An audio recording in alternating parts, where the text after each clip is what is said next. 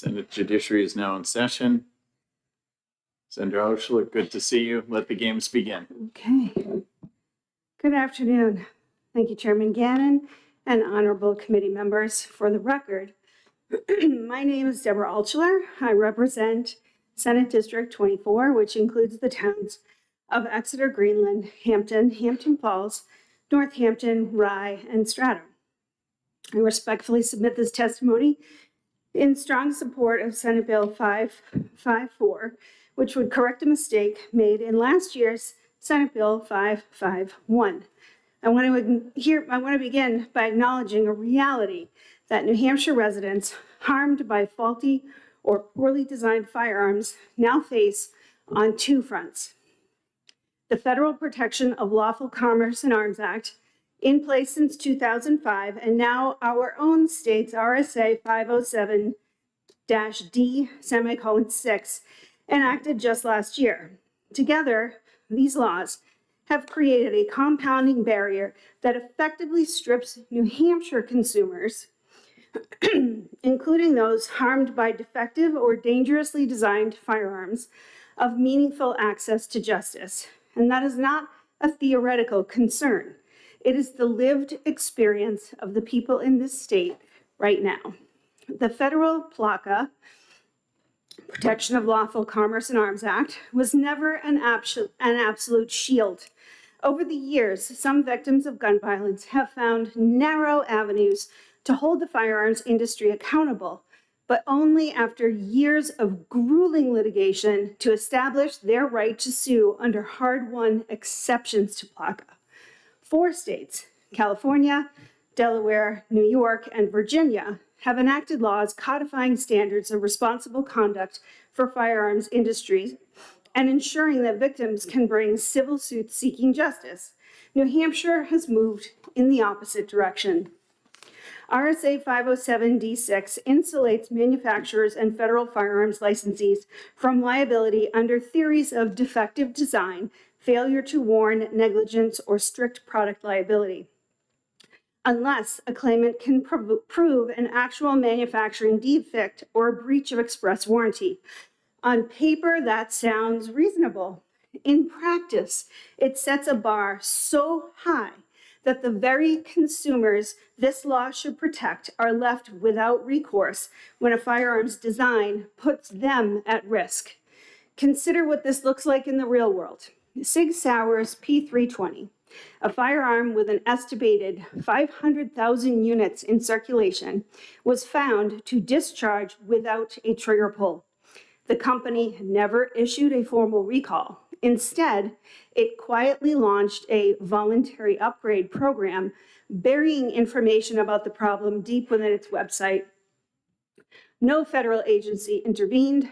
No consumer was alerted in the way they would be for any other dangerous product. Now compare how we treat every other industry. The cleaning products company, The Laundress, recalled 8 million units of laundry detergent and issued a nationwide alert after just 11 reports of skin irritation. A bounce house was immediately recalled after a single fatal incident involving a 4-year-old child. Drive DeVilbiss Healthcare issued a total recall of bed assist rails after 2 fatalities. And in 2014, General Motors recalled 30.4 million vehicles worldwide after faulty ignition switches were linked to at least 124 deaths. None of these companies enjoyed a legal shield from accountability. All were subject to the same consumer protection standards we apply to virtually every other industry in America, except the firearms industry. The consequences of this double exemption, federal and New Hampshire, are not abstract. Gun violence is now the leading cause of death among children and teenagers in the United States, surpassing car accidents.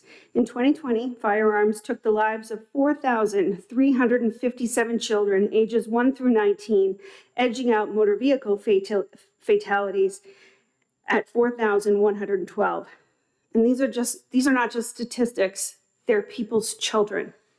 While this bill applies to manufacturing of firearms generally, the impetus for the amendment to the bill that is now law came from one company in particular, Sig Sauer. Defendant Sig Sauer, in a recent court case, was described as its principal office located at 72 Pease Boulevard in Newington, New Hampshire. It is a foreign corporation organized and existing under the laws of Delaware. According to its own postings, Sig Sauer has over 3,200 employees across 12 locations in 3 states. And I mention this because Delaware is one of the 4 states that have enacted laws codifying standards of responsible conduct for the firearms industry, ensuring that victims can bring civil suits seeking justice. They're incorporated in Delaware.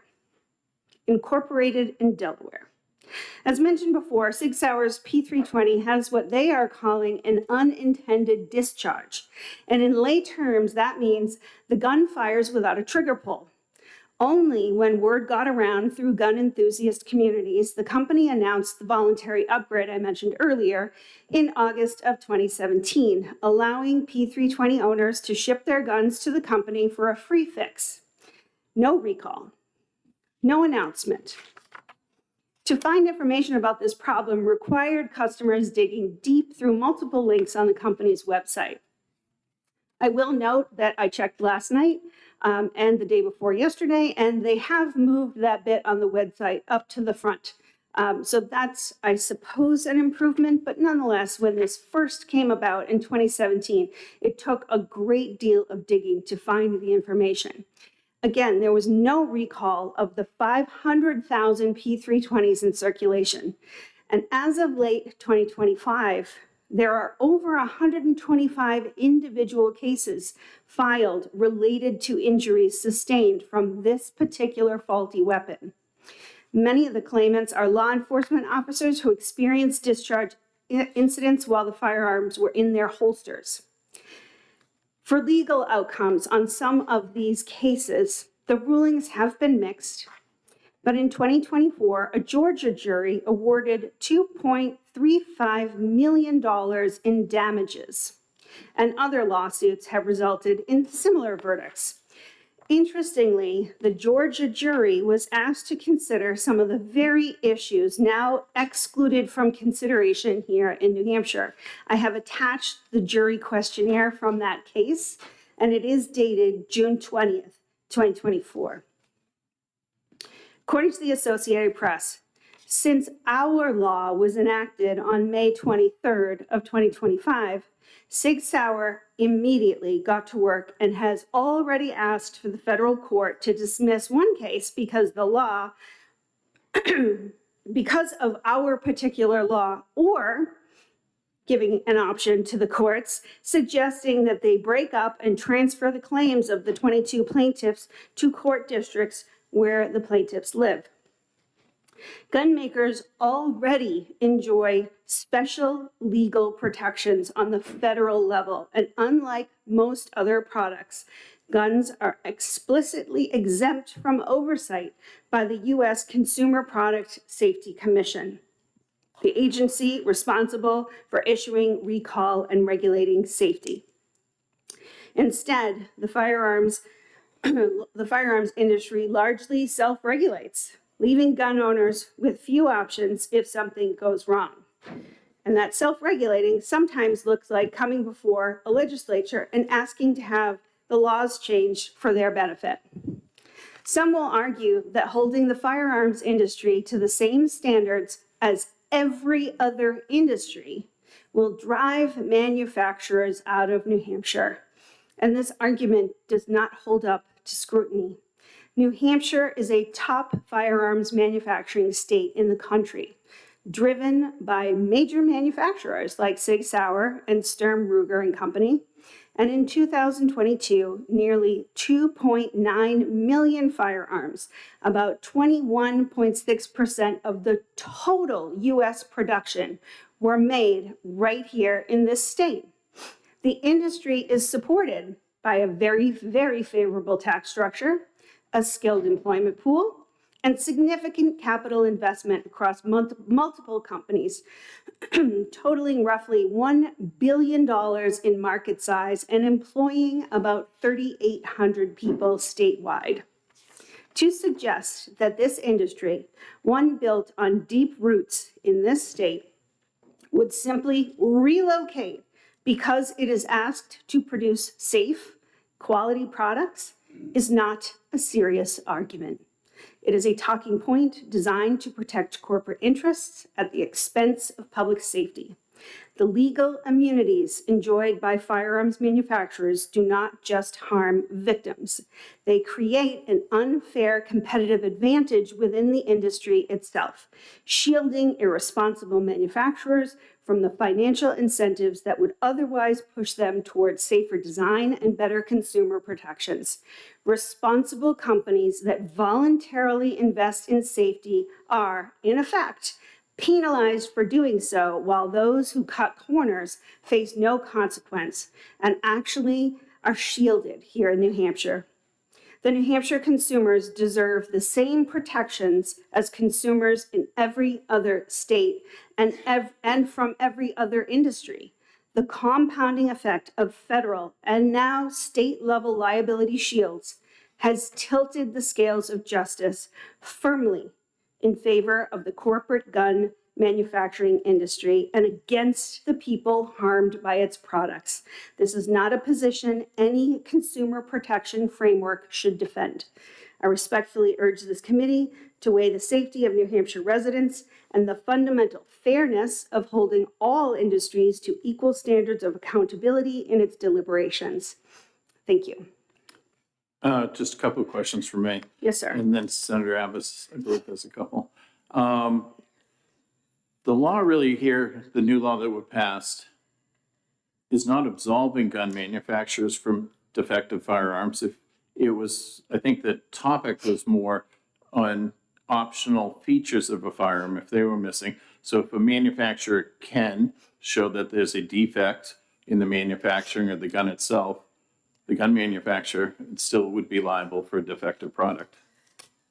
The law made what was previously a standard safety feature on these products now optional. So essentially making them a la carte. So I don't think that we would, in New Hampshire, would say that car manufacturers could manufacture automobiles without brakes because maybe it's a standard option. It's a fundamental safety option. We gave them immunity from having to put these safety options in because the ones that they had manufactured were faulty and they wanted to get out of being sued here in New Hampshire. I don't think, if I recall, that there was so much of a defect. There were other safety triggers. It was just an additional safety trigger beyond the 2 or 3 that the gun has on its own. Is that not correct? That is not correct. Okay. In fact, the lawsuits that have been filed that Sig Sauer then immediately after Governor Ayotte signed this into law in 2023, they immediately moved to have some of these cases dismissed. Senator Abbas. Thank you, Mr. Chairman, and thank you for taking my question. Did I understand your testimony correctly that, do you believe that any product liability claim right now cannot be brought against a firearm manufacturer in the state of New Hampshire? That's not what I said. In fact, I specifically outlined how we had product liability. There were product liability claims that were specifically made against one particular company and one particular product. And after a multi-million-dollar verdict, instead of going back and redoing the product and maybe recalling it because that was unpalatable, instead that product manufacturer sent their government relations lobbyists to this legislature to ask for the law to be changed to absolve them from having to put particular safety features which had already been found in some courts to be faulty, now make them optional, so we don't have to put them on anyway. Well, Are you talking about a safety? Like a trigger lock safety? When you say, when you're referencing the change in the law, is that what you're referring to? I'm referring to, in fact, I'll have to get my notes, but there are, so in the case that was decided in Georgia on June 20th of 2024, the verdict, the jury found that Sig Sauer did supply a product that was defectively designed at the time the product left the defendant's control because it did not possess a tabbed trigger. And they also found that the defective design of the P320 did cause harm to its owner. They also found that Sig Sauer supplied a product that was defective. So all of these things are now being considered optional because of our law. They don't have to put them in, and you can't be faulted for it. Thank you. seeing no further questions, thank you for your testimony.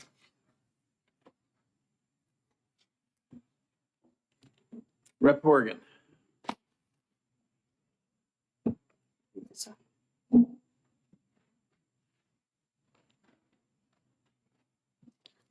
Good afternoon. How are you doing today?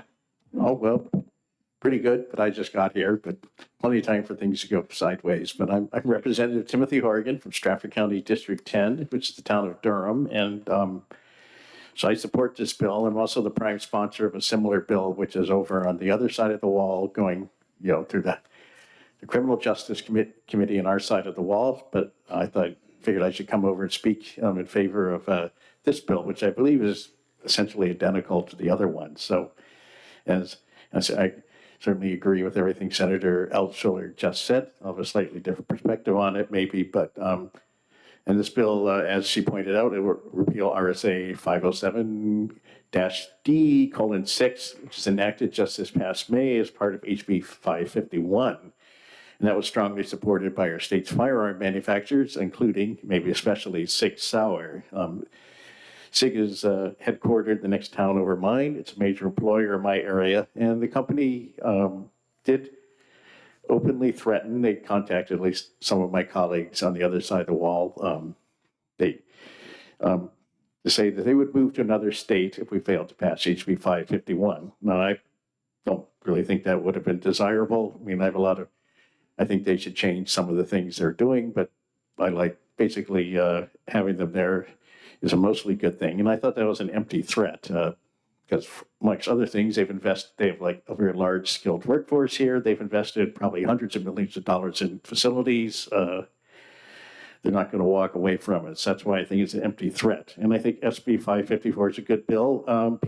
People should be able to seek redress if they're harmed by unsafe firearms, including firearms rendered unsafe by flawed designs, which could have been made safer. Certain safety features were included. Although I will say, which isn't in my prepared testimony, I think this is probably a marketing issue as much as a design issue. It was designed to be, firearms aren't my thing. I'm not an expert on the fine details of it, but it was a modular design. And so I think probably lots of customers are probably buying base versions of the pistol, which maybe don't meet their needs. But anyway, and that's so aside from the right to seek redress, there's many other reasons why HB RSA 507/D:6 is a bad law. In fact, probably the biggest reason in my mind, and I'm mentioning the hopes of possibly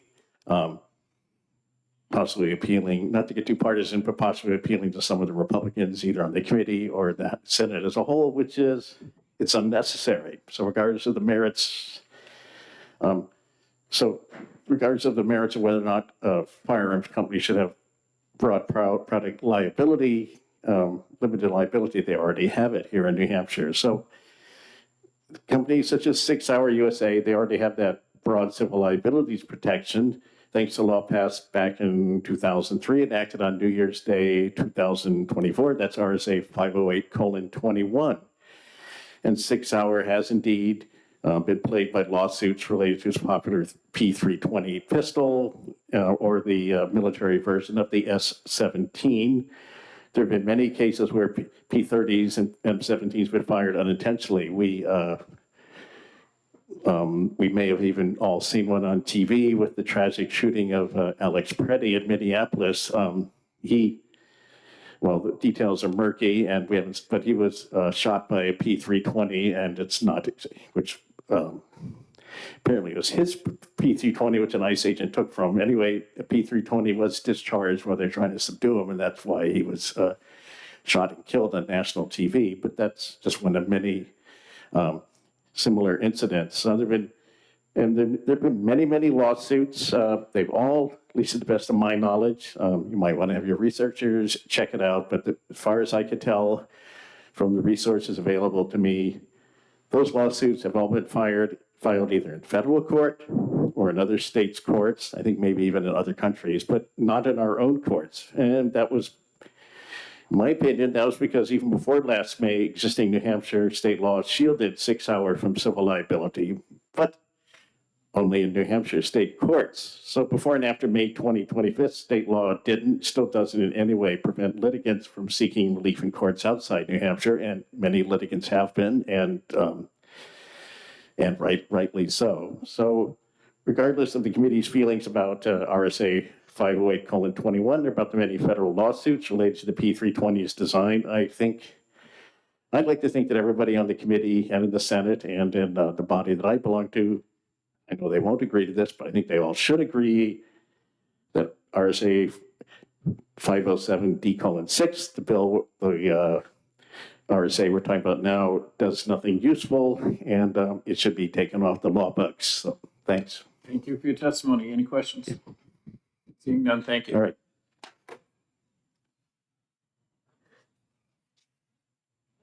Aubrey Friedman.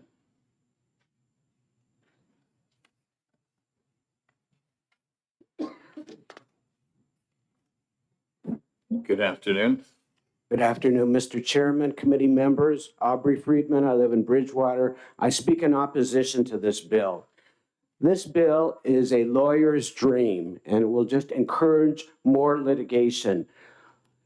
Lawyers will still be filing, and they are still filing, lawsuits on behalf of consumers who feel that there's problems with some of the firearms defective, and it's a legitimate thing to sue over. And lawyers are not stupid, and they would not be wasting their time on lawsuits if they didn't think there was a chance for success. They're still filing lawsuits. That's the first thing. Now, Section 507D6 Part 2 is as clear as day, and so I want to read it. Nothing in this section shall be construed to limit liability for a firearm manufacturer or FFL in cases where the claimant establishes that the firearm contained an actual manufacturing defect or failed to operate in a manner consistent with the manufacturer's express warranty or representation.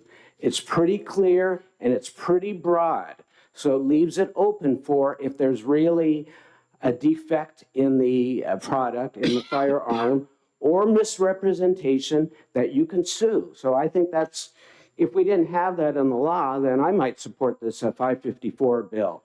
But it's in the law now, and I think it's pretty broad, and people can use that to sue. And in the end, my last point is it all comes down to responsible gun ownership, and it's on the owner to use the product or the gun, the firearm, correctly. And I think the way the law is right now, it's pretty fair. The system is working pretty good. It still leaves it open for lawsuits if there's a defective product there, and it protects the manufacturers from frivolous and expensive lawsuits from lawyers. So I think the law is working good like it is, and I don't advise to change it. And that's why I oppose the bill. Thank you. think you're very clear. Thank you. Any questions? Thank you for your Thank you. testimony. Thank you.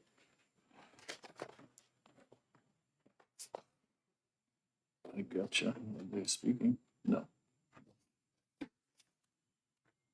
Kathleen Ciora. I said your name wrong. I'm sorry. Good afternoon, ma'am.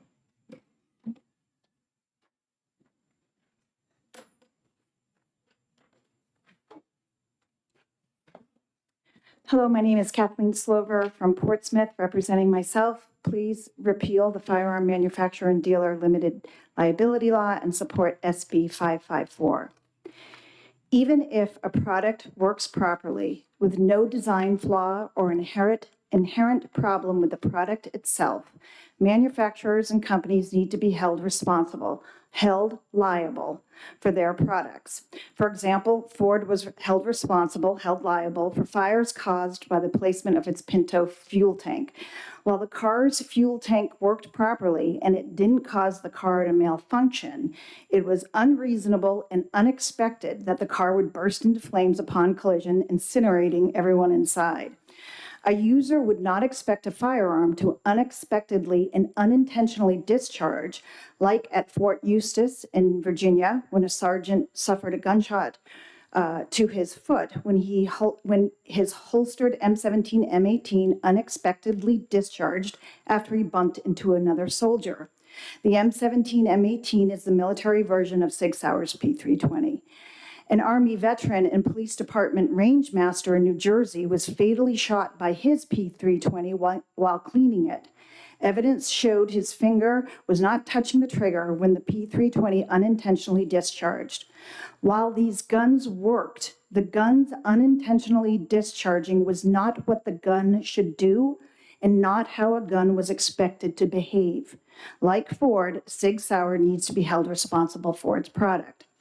Another problem with a broad liability, limited liability like this is that it permanently takes away the gun owner's right to sue for foreseen issues like the P320's unintentional discharge, but also for unforeseen issues in the future. Technology will change on firearms, and that's a good thing, but we have to hold manufacturers responsible for issues that might come in the future that we don't know about. So this strips gun owners' rights to sue now and in the future. Also, limited liability isn't always about money. It's really about responsibility. For example, the state of New Jersey is suing Sig Sauer, seeking a mandatory recall of the P320 and a halt to false and deceptive advertising. Sig Sauer claims the P320 won't fire unless you want it to and provides an enhanced level of safety through internal safeties. Ma'am, I'm just going to stop you for a second. You're doing great in your testimony. You're just reading it. We all have copies of everything. Okay. So if you could just sum it up, we do have it and we will read it. Okay. I do want to add, if I'm going off from what I'm not reading, is that from the March testimony, Sig Sauer's representative was the only one to offer public comment. And the gentleman from South Carolina, I believe, he didn't lie. When asked if Sig Sauer would require the safety feature, he said it would be cost prohibitive and that he would need a state law to mandate it, like in Massachusetts. When asked if there needed to be more training around the P320, he said, well, most cases are law enforcement who already have training. In fact, most cases, if you look on the P320, start with a law enforcement personnel who had an unintentional discharge, they're put on leave, there's an investigation done, and they still say, I did nothing wrong. And the municipality gets they get sued. So it's the personnel versus their own municipality. And all you have to look into is Cambridge, Massachusetts. And so what this law does is it takes Sig Sauer out of the conversation.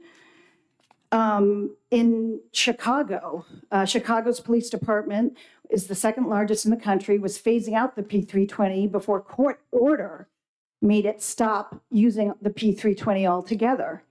So you're not only putting gun owners at risk, you're putting law enforcement and the municipalities at risk. I don't blame Sig Sauer and I don't blame manufacturers because in the end, it will only hurt consumers, most of whom are law enforcement and military. It's not Sig Sauer's job to protect consumers, it's yours. And we've seen this in other industries, like the tobacco industry, like the car industry, where at the end of the day, legislators have let us down. And you have let us down here. And what I get upset about is I support law enforcement.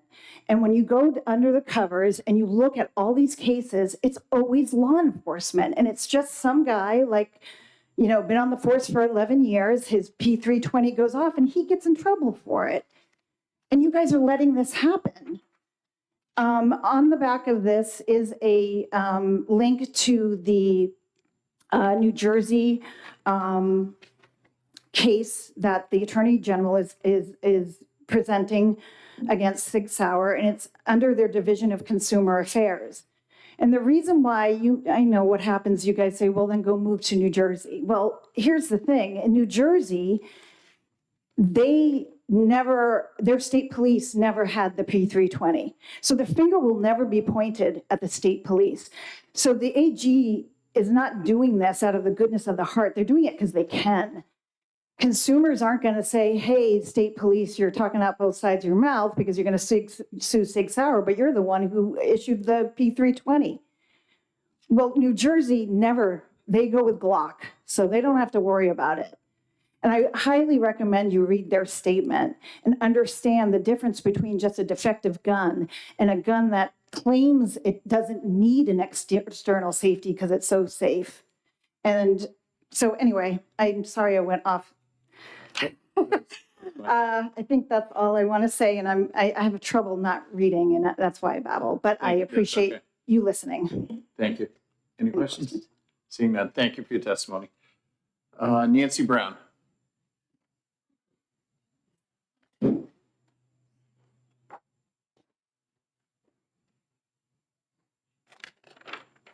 Afternoon, Ms. Brown. Yep. And again, you can do fine. You don't need to read the testimony. Just talk to me. It's very short and very sweet. And this is the first time I've ever testified for any piece of legislation in New Hampshire. So if it's okay, I'll just read it. It's very short.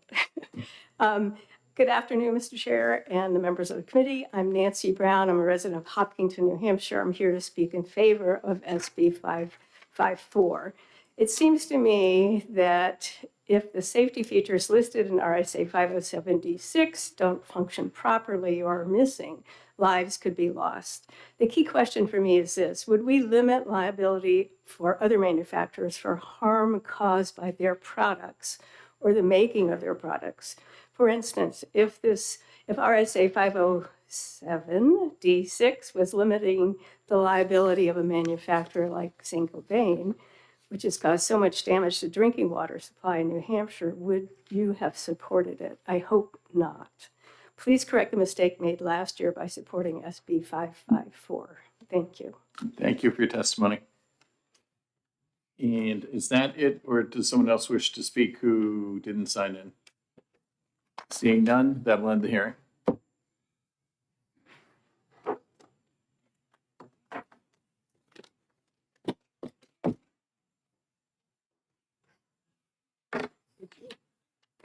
It's me. It's gonna be weeks. You're gonna see me every day, all day. 4, 6, 7, 626. You can.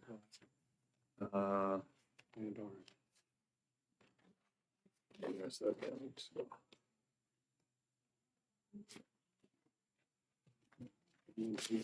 I am. I'm moving. I'm slow. If you haven't tripped over your bag, that could be a lawsuit.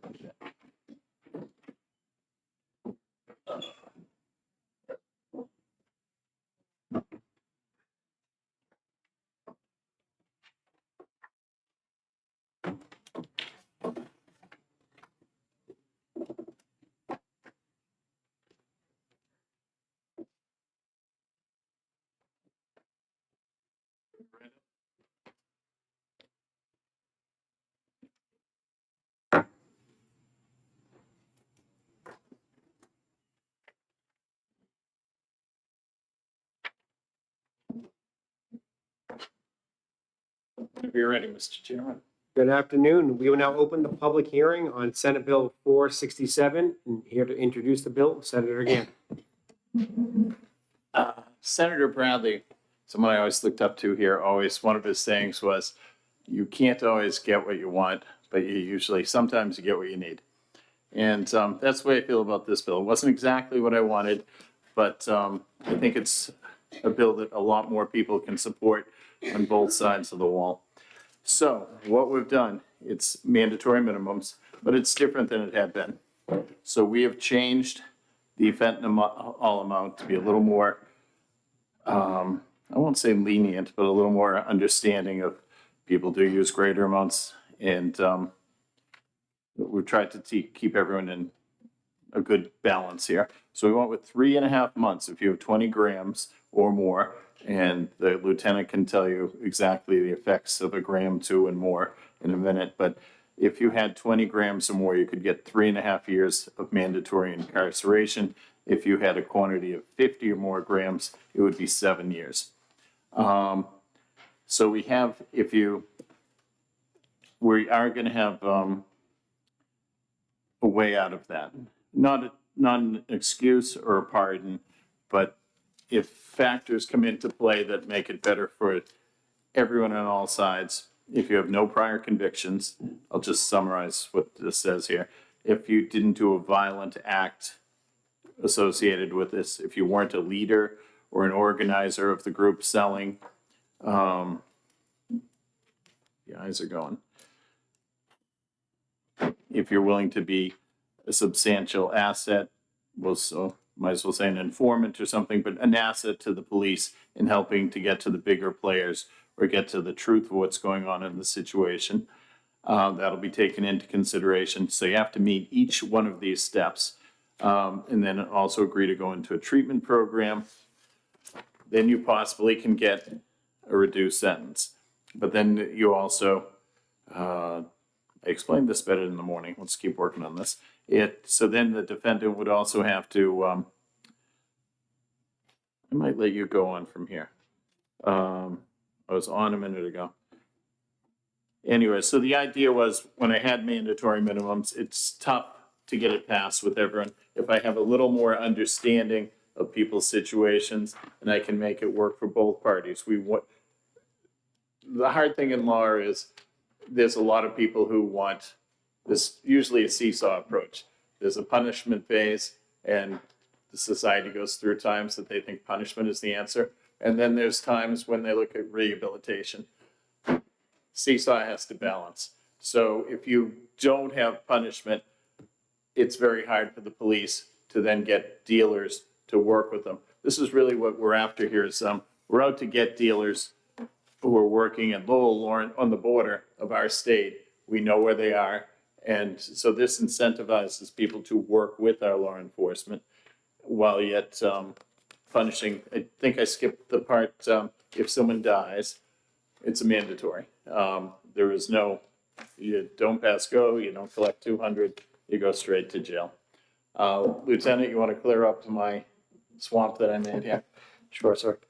My name is Lieutenant Cataldo. I'm with the Manchester Police Department. I'll be testifying today on behalf of the New Hampshire Association of Chiefs of Police in favor of this bill. Like the senator was saying, I'm going to obviously explain our position from an enforcement perspective. And the reality of the fentanyl issue in the state and the overdoses and the harm is typically felt at the user level. So that starts with a person who's suffering from addiction, purchasing drugs, a user level amount from either a mid-sized dealer or a distribution network. What drives a lot of that, and part of my duties, I oversee our drug unit, so we do a lot of, obviously, all the drug investigation in Manchester and a lot in Southern New Hampshire in general. The profit motive for what you can describe as retail drug sales, which is really street level drug sales, is massive. So in my city right now, on average, a gram of fentanyl can be purchased for about $80. As you scale up, the amount, the price per gram goes down. So a 10-gram tube of fentanyl is what they call it a stick. In our city, that goes for between 150 and 200. A kilo can be purchased in Lawrence typically. The going rate for that is about $8,000. So you can extrapolate if a dealer will buy 50 grams and they break it down at a gram level. So if they buy that 50 grams for $1,000, they sell it at 80 grams, $80 a gram. They're making $3,000 in profit on a fairly small amount of drugs. And that is a massive profit motive. This bill, specifically page 2, I think it's line 24, the aggregation language for these street level investigations is an extremely strong tool for law enforcement. That allows us to conduct that 90-day window, multiple buys into the street level dealers and street level organizations, aggregate the weight that we buy, which is typically small, gram, 2 gram, 3 gram, 4 gram, 5 gram purchases, aggregate that investigation, we make multiple buys. Now we have between 30 and 60 grams, and there are some severe consequences for that group now. Where before, we just have what the courts often look at, multiple very low-level buys. The aggregation is huge for us. And that's where this bill ties those serious consequences to that, and that's where the scale of these networks can really get lost without a bill like this. And another thing that I think this would do, a lot of the investigation, I've been investigating Massachusetts-based distribution networks for years. When I was a detective in our drug unit, I did them. And as a supervisor, we're doing them now. We just closed another one down within the past 6 months. And what they are these groups based in Massachusetts, Dorchester specifically, Lawrence, downtown Boston, all the way to Rhode Island, that buy in bulk at very cheap prices. They package it in one mill we uncovered in, I think it was Dorchester. It had a air vent to suck out everything out. They had boxes and boxes of baggies, gloves, scales, and basically tables just like this lined up with people packaging gram level amounts. They package that daily.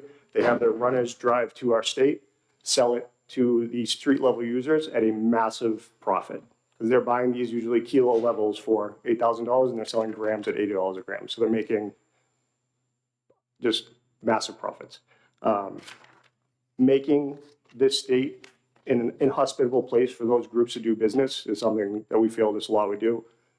Looking at the other fentanyl-based laws in New England, I believe this would make us having the toughest fentanyl law in New England, which for law enforcement, again, is a huge tool. And like the senator said, this is not a bill that, from our perspective, is looking to harm or target users. There's that, I would describe it as sort of a safety valve for someone who is caught up selling for somebody and then is involved in one of our cases where we have purchased through them and they're selling for someone else, for them to cooperate with us and be able to avoid the mandatory minimums by their cooperation, their agreement for treatment, the fact that they don't have any violent felonies in 7 years, everything that the senator was talking about before.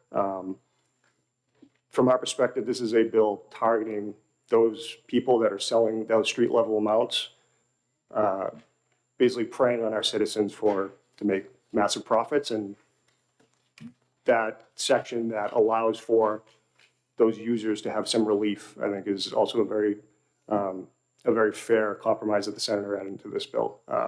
So in closing, we'd like to thank Senator Gaynor for bringing this bill forward again. It will be a huge tool for law enforcement, and we ask you find this bill out to pass. Thank you. Thank you both for your testimony. If I can ask a question, Detective. For a street level transaction, when I say street level, I'm referring to when the buyer is purchasing the fentanyl to use more often than resell. How much are they normally buying? Now, that can depend. It depends on their level of tolerance, if they're snorting, if they're injecting.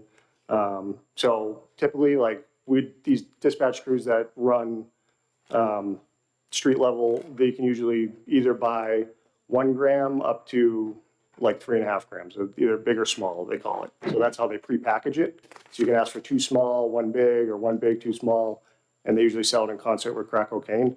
But around there, that's typically the street level. When you start buying in, they call it sticks, in 10 gram increments, multiple sticks, that's a little higher level of dealing. I guess a follow-up. So the numbers that are used in this bill, I'm referring to the first page, and it's really on lines 2 through 8, that paragraph where it's 20 grams would create one sentence, and 50 grams would create a different mandatory sentence. In your experience as a detective or as a police officer, that's going to apply to mostly the drug dealers and not apply to the drug users?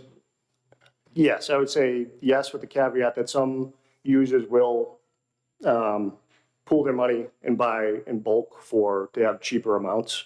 So a group of users will get money together and they'll buy 50 grams worth because it's cheaper than buying at gram levels. So that is realistic, and again, that's where the safety valve comes in for those folks we catch with those amounts. But I'd say primarily people with that amount of drugs are probably going to be reselling it in our experience. Thank you. Senator Reardon? Thank you, Mr. Chair, and thank you for taking my question.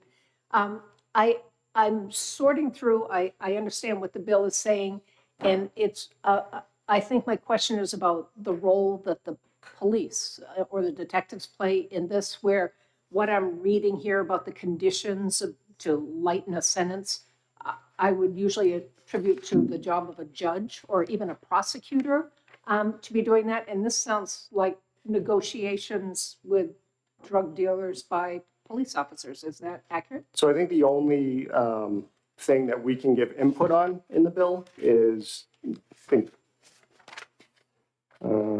line 19 on page 1, to the extent that she is able to determine by the court, recommendation the prosecutor provide substantial assistance to law enforcement. So if we have somebody who provides us, would we determine substantial assistance? And I was actually discussing this with our detectives today. So if we get a user who all they have is the person they got from, and they give us that, and in our opinion, like, hey, that's all they have, I would consider that substantial because that's all they have. If it's somebody who we have very good reason to believe has a lot of information on the network and they're just not giving us much, you're not giving us much of anything.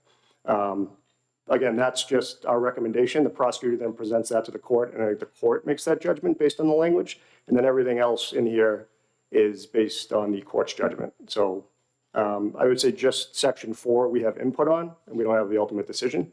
We can say, no, we don't think they gave us substantial assistance, and the judge could look at what they gave us and said, yeah, they did, and they would qualify based on how I read it. Follow up to that. Recognize. So beyond that, that's the input you have, and then the judge is kind of locked into filling out this checklist about what they've satisfied, what they haven't satisfied in order for their sentencing.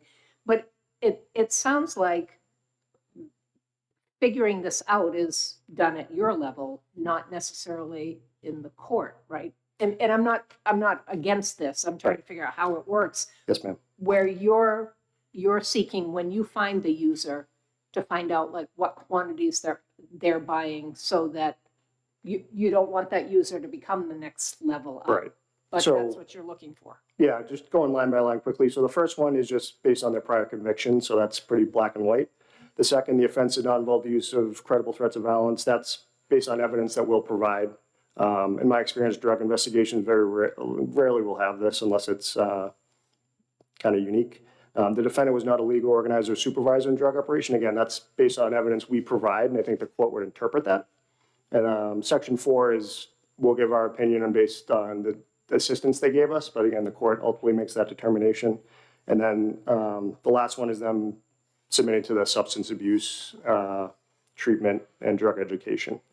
And then the last one is them not distributing basically press pills, selling fentanyl and say it's Xanax, which I just had last week, and we just closed a case in Manchester, which does happen, which is also obviously extremely dangerous. I think that's why it's included here.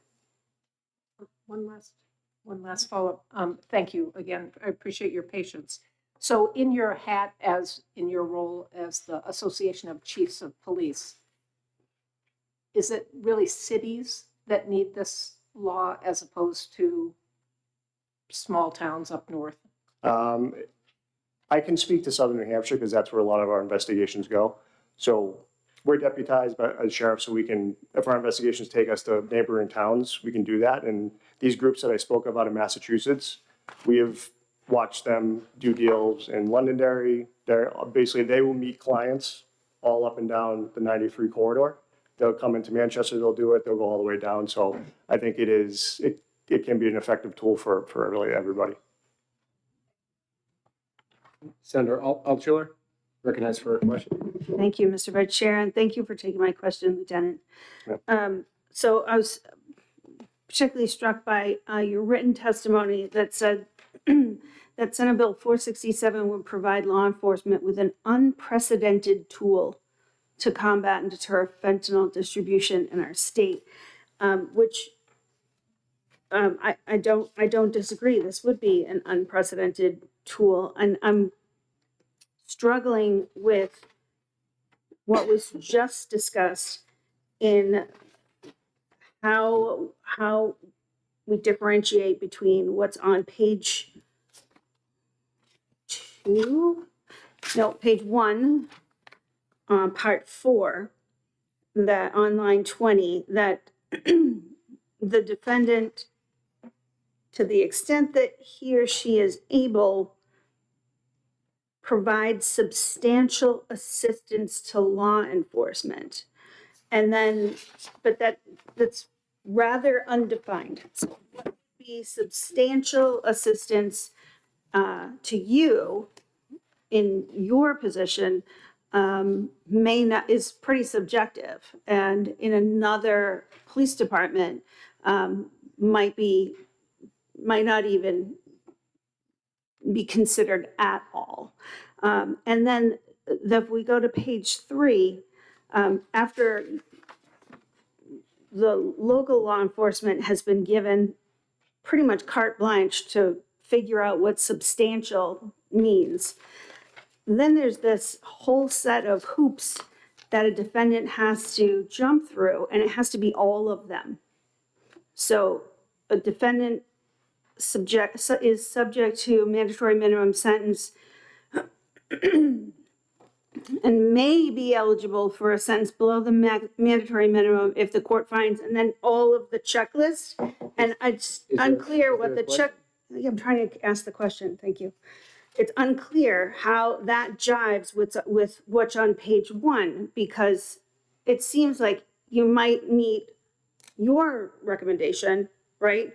Right. But then once they get to court, all of these other things come into play. So it's kind of a damned if you do, damned if you don't for a subject or, a plaintiff. What?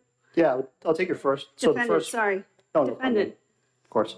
So to the first point, how to determine it for me, I think the starting point for folks would be an honest, we call them debrief, so a post-arrest interview. So you get arrested, say, hey, we have this many buys, we're looking to talk to you. They agree to talk, and they give what we determine based on, usually we have more knowledge than they're aware of, so we can fact check a little bit. They give us an honest debrief of, this is who I buy from, these are the amounts, this is how I'm going to be doing it, this is how I sell it. And if that's all they know, I would consider that substantial. If it's somebody that's giving us that, and we know for a fact they have quite a bit more knowledge that they're withholding, I would not consider that substantial. I don't necessarily, it requires them to sign up and do controlled buys with us. That's obviously much more substantial. But I think the key term is that it's ultimately determined by the court. So we'll give the court, and obviously their attorney and the prosecutor, this is what they did for us. We think this is substantial, but it's the court's decision at the end of the day. So I would think the judiciary in New Hampshire would eventually find some level where that there's a common understanding of what that would be, I would think. But again, it's ultimately determined by the court. And that last section on section 3, I think, that is a different set of basically what you described as hoops to jump through for a death resulting case. When somebody sells to somebody that is in, and then overdoses and dies, and we can prove that, there's a strict liability for that. That's a 7-year minimum for them to get through those, the hoops as you described them. I think they're a little more strict because of the severity of the death associated with it. So just selling or just possessing, it's a little different in the first section on page 1. May I follow up? Follow up. Yeah, so when you're speaking with, when you're, in that interview situation, as you had testified too, that this would be an unprecedented tool for law enforcement to be able to use. When you're in an interview situation or you're in an arrest situation, are you considering apprising the defendants of like, I'm evaluating whether you're giving me substantial information or not? Like, do they know? we How certainly can could. this be a deterrent if they don't even know? So, I'm sorry, say that last How part. can it be a again. deterrent if they don't even know that, there are all these things in play? Yeah, I mean, I would, yes, to answer your question, yes. I think that's certainly something I would want them to be aware of. It's definitely. And when I said unprecedented tool, there's that, basically the incentive for people to cooperate with us, and then the disincentive for these groups to sell in the state. That's what I meant by that tool. It's kind of I see it as a kind of dual purpose. The overall group, specifically these Massachusetts groups, looking at our state and be like, all right, there's some serious consequences up here. It's going to be difficult for us to do this effectively long term. And then the folks who do get caught up in it that maybe can look at their situation and decide to cooperate, knowing there are very serious consequences if they don't. I think that's another, like they describe it as a tool for us to have their cooperation, get that intelligence, continue to build cases for the people that they bought their drugs from, and kind of climb the ladder as we do in drug investigations. So, thank you. Thank you, Detective, for taking all of our questions. In regards to, and I'm on page 1, lines 19 to 24. My understanding is that in order to satisfy that provision, it can be satisfied anytime prior to sentencing. So in your experiences, sometimes do people who've been arrested or are facing criminal charges perhaps cooperate, maybe not at the moment they're arrested, but later on, and without involve the prosecutor, presumably a defense attorney, then obviously law enforcement's input? Yes, that happens quite often. They'll meet with their defense attorney, they'll get discovery, they'll say, all right, this is a substantial case against me, and then they'll come with us to offer a proffer, which, an honest proffer I would consider substantial assistance, especially if it bears fruit. Even in a case where they give us a lot of verifiable information, and which is now stale, but if that's all they have, I think that's fair. I would consider that to be fair. But to answer your questions, yes, sir, quite a bit. Thank you. Seeing no questions, I want to thank you both for your testimony. Thank you very much. At this time, the chair will recognize Bill Bright of the New Hampshire State Police.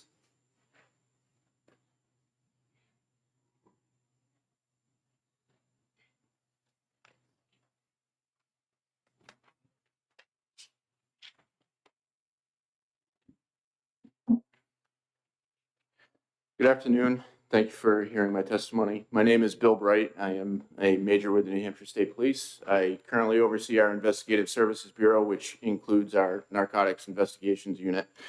We are here in support of this bill that Senator Gannon brought forward. We are in favor of mandatory minimums. I do believe that the way that this bill is laid out, this targets drug dealers. And it allows for a path for, as the lieutenant described, it allows for a path for users who get caught up in the amounts that are in this bill, a pathway to have their sentences reduced, which I think is helpful to everybody. The intention here is for the larger dealers, the organizations that are distributing drugs in the state. And to answer some of the questions that were brought up in the previous testimony, we do see it. This is not just a city issue in the state of New Hampshire. The rural communities all throughout the state of New Hampshire are severely affected by fentanyl and opioids in general, and the damage that those drugs do to our communities. That's true in the northern part of the state as well as the southern part of the state. Our unit covers the entire state, and we see that everywhere. So we are in favor of this. I do believe that it is a deterrent and it is a good tool for everybody. It's for law enforcement specifically. This is a great tool, but this is just another cog in the wheel of trying to rid our communities of this drug and the damage that it's doing. So alongside of all the other initiatives that are brought forward, this is just another tool that can be used. And the threat of the severe punishment, the mandatory minimums there, is a deterrent, as we've seen.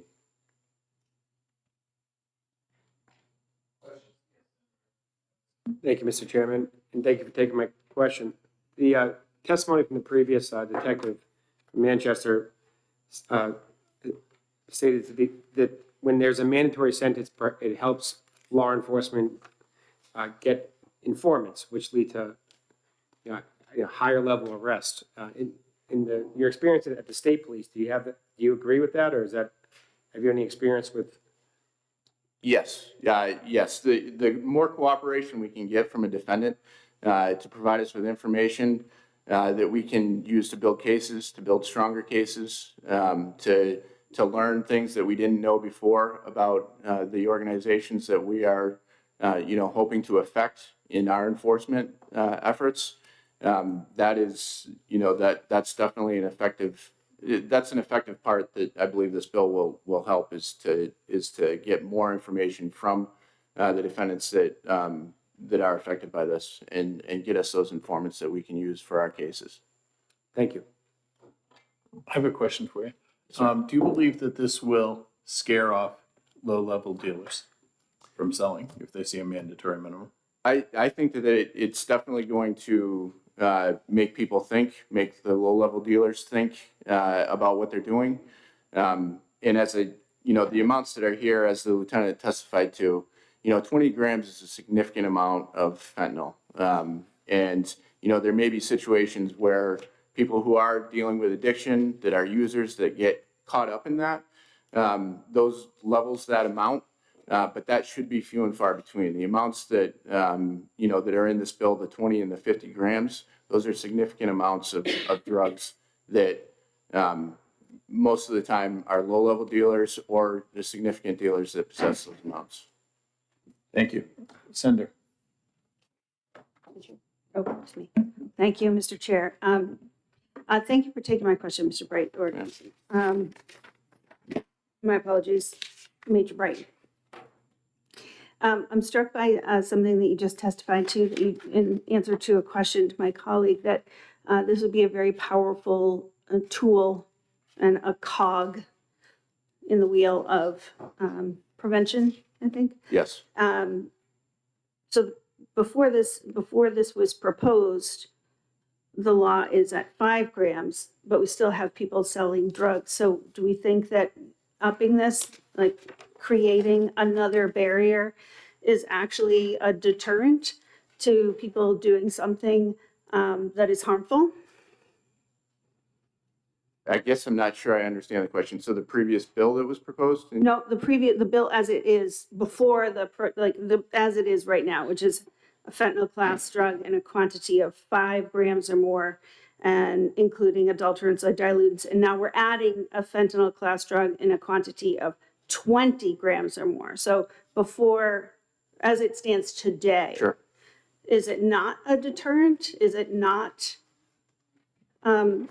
helping you do the job of keeping fentanyl off the streets? Well, I think that the intention of the amounts that are put in this bill, well, obviously, if it was anything over 5 grams, that would be a significant deterrent. But I think that the intention here is to work with the situation that we have, so that people that are user amounts of drugs because of the addiction that they're caught up in, they may be, that 5 grams for one person may be different than how that would affect somebody else. So I think that the amounts that are put in here were done for a reason, to get us to the point where we are targeting the drug dealers as opposed to the users.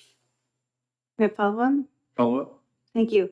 Are you expecting that if this bill were to become law, it will solve our fentanyl problems in the state? Well, I'm not going to make any claims that, to know that it will solve, but I know that this will be an effective tool that, law enforcement doing our part for what we're responsible for and what we can control. This will be an effective tool for us.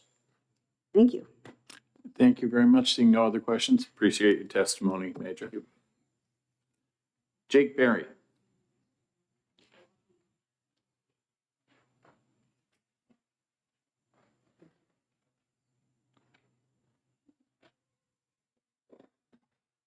Afternoon. Good afternoon, Mr. Chairman, honorable members of the committee. My name is Jake Berry. I'm the Senior Vice President at New Futures. As many of you know, New Futures is a nonpartisan, nonprofit health policy and advocacy organization. We've been working for nearly 30 years to help address substance misuse and addiction in our state. So to address a number of the points that have been made, well, first off, I would like to say, Senator Gannon, you referred to trying to strike the proper balance here and trying to even the scale, so to speak. I would argue that data in our state is indicating that we're in the process of evening the scales of setting up systems that work. Our overdose numbers, fatal and non-fatal, are both declining precipitously in the state. In 2025, we had 254 recorded fatal overdoses. That is down from nearly 180 more 2 years earlier. That's about half of where it was in 2017, and that's the lowest number that we've seen since 2013. There are similar declines in non-fatal overdoses. I would say that a number of the speakers so far have noted that these numbers at 20 grams may capture a number of people, small level dealers or people who are supporting their own personal use or social use of people in their circles. I think it's really important not to underestimate the impact that will have. To those people who are caught up in the system, who may not meet all the conditions for an exemption for these mandatory minimums, we are capturing them deeper in our criminal justice system. We are getting them to serve more time where they will not be able to access the treatment that they need at a greater cost to the taxpayer. I think it's important to note that on average, it costs about $54,000 per year to incarcerate somebody in state prison. If we're talking about 3.5 years, that puts us up to what, $189,378,000 for 7 years, all at a taxpayer expense.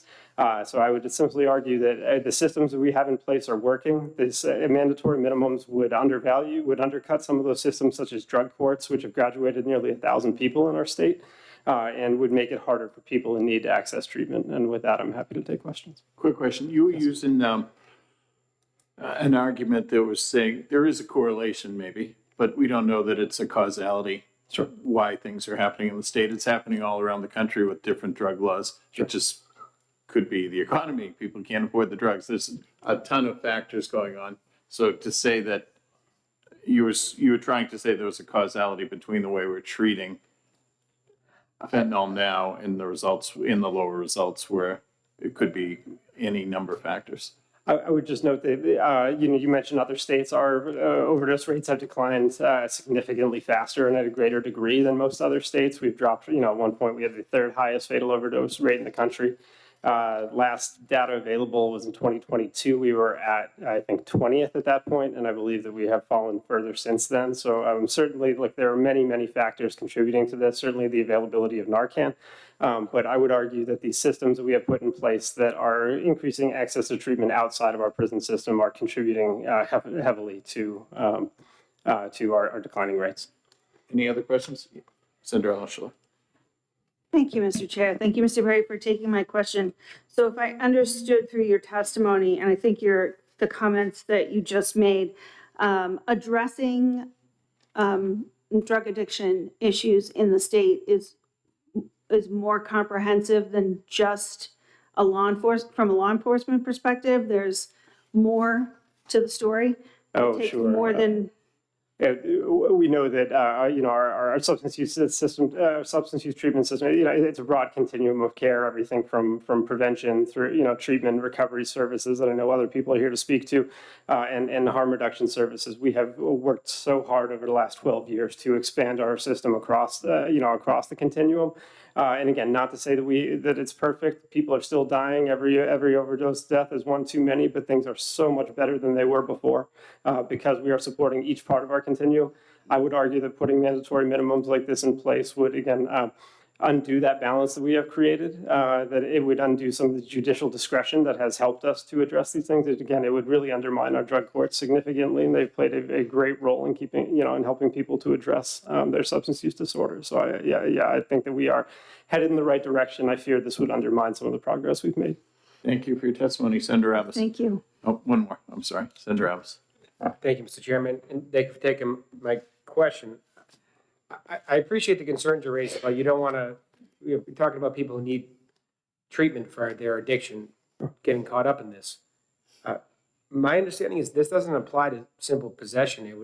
It would apply to possession with intent to distribute. Sure. So if that's the case, I mean, this is focusing really on people who are distributing drugs. And I think that our RSA uses the word sell. So if they're selling drugs, Sure. These mandatory sentences would apply, but straight possession charges, it would not. So how, if this is targeting people selling drugs, why would it impact people's recovery? So I appreciate the question, Senator. I think that, one of my concerns about this bill is that it's attempting to draw a hard line between users and sellers, and I don't know that you can draw that line. I think that there are many, many people who are engaged in sales activities to support their own personal use or to support the personal use of their social circles. I think that is and people in that situation may be selling more than 20 grams. I think there's a vast difference between that and these sort of large-scale dealing networks or cartels that this is intended to capture. I think that there's just a much more overlap than we're giving consideration to. All set? Nope, follow. Thank you, Mr. Chairman. But if someone has over 20 grams of fentanyl on them and they're selling it, whether they're dependent on that through their own addiction or not, I mean, they are contributing to one of the biggest problems we have in the state, I would. So why would they not face a mandatory sentence or face a harsh criminal penalty? Look, I would argue that these people are suffering from a chronic relapsing condition of the brain. If somebody is experiencing substance use disorder, if that is what is driving their activity, then a criminal sentence does not address the root cause of this activity. And I think that if we are, so the more that we are directing time and resources towards penalizing people as opposed to addressing the root cause of this activity, it's going to continue, and there will be other people who come and fill that void. Because of the behavioral health concern, issues that they are facing. Thank you. Thank you. Seeing no other questions, thank you very much. Thank you, Senators. Rachel Portier.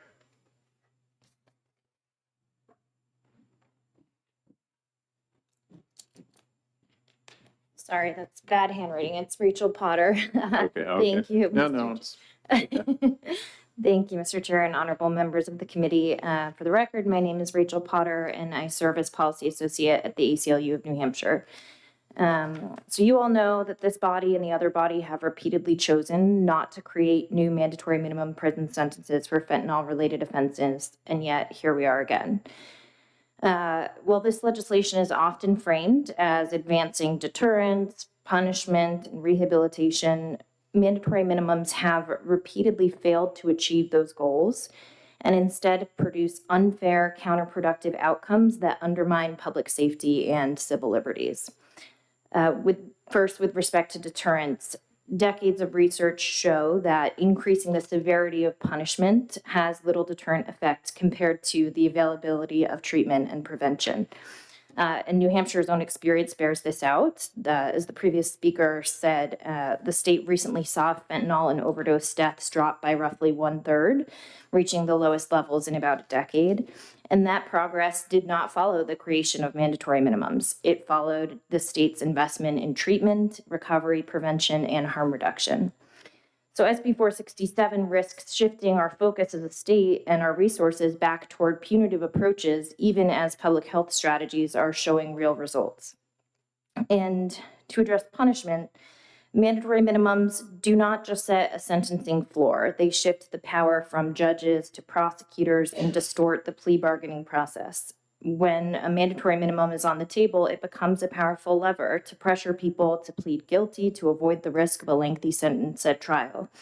And that sort of trial tax means that people may plead to something else, even when they have a viable defense, because the stakes are too high. And that result is less transparency, fewer cases tested in court, and sentencing outcomes driven more by leverage than by individualized justice. And finally, as for rehabilitation, mandatory minimums are fundamentally at odds with that. Rehabilitation requires an individualized assessment of a person's substance use disorder, of treatment needs, their family ties, housing, and the risk level. Mandatory minimums strip judges of the ability to tailor sentences and often interrupt a person's treatment and recovery. And long periods of incarceration can destabilize employment, housing, family connections, all of which are the key to recovery and reduced recidivism. And I think it's also a mistake to assume that laws like this only target the high-level dealers, as the previous speaker did mention. In practice, these laws based on weight thresholds and charging discretion often do sweep in people who use drugs or purchase in bulk to reduce risk, or under other individuals exploited by others higher up the chain. And addiction does not fit always neatly into this user versus dealer category that we sometimes want to suggest.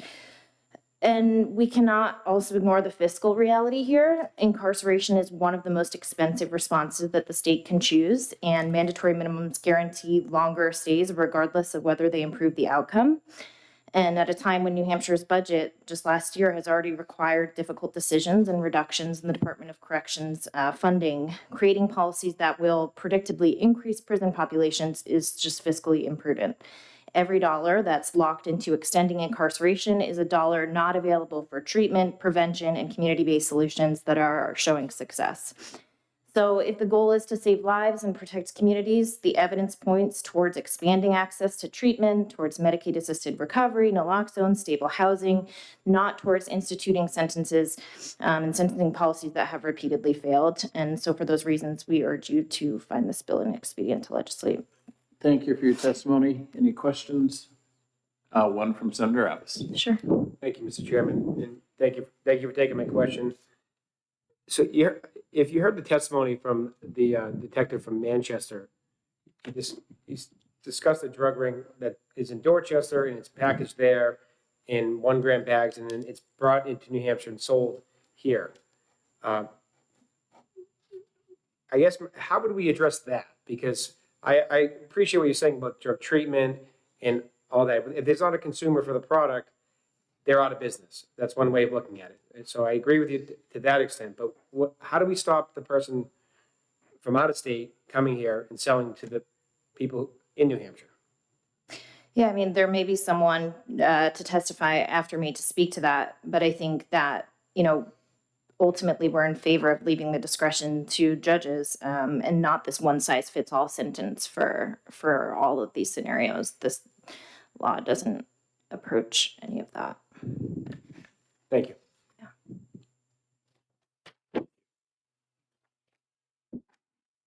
Officer Cataldo.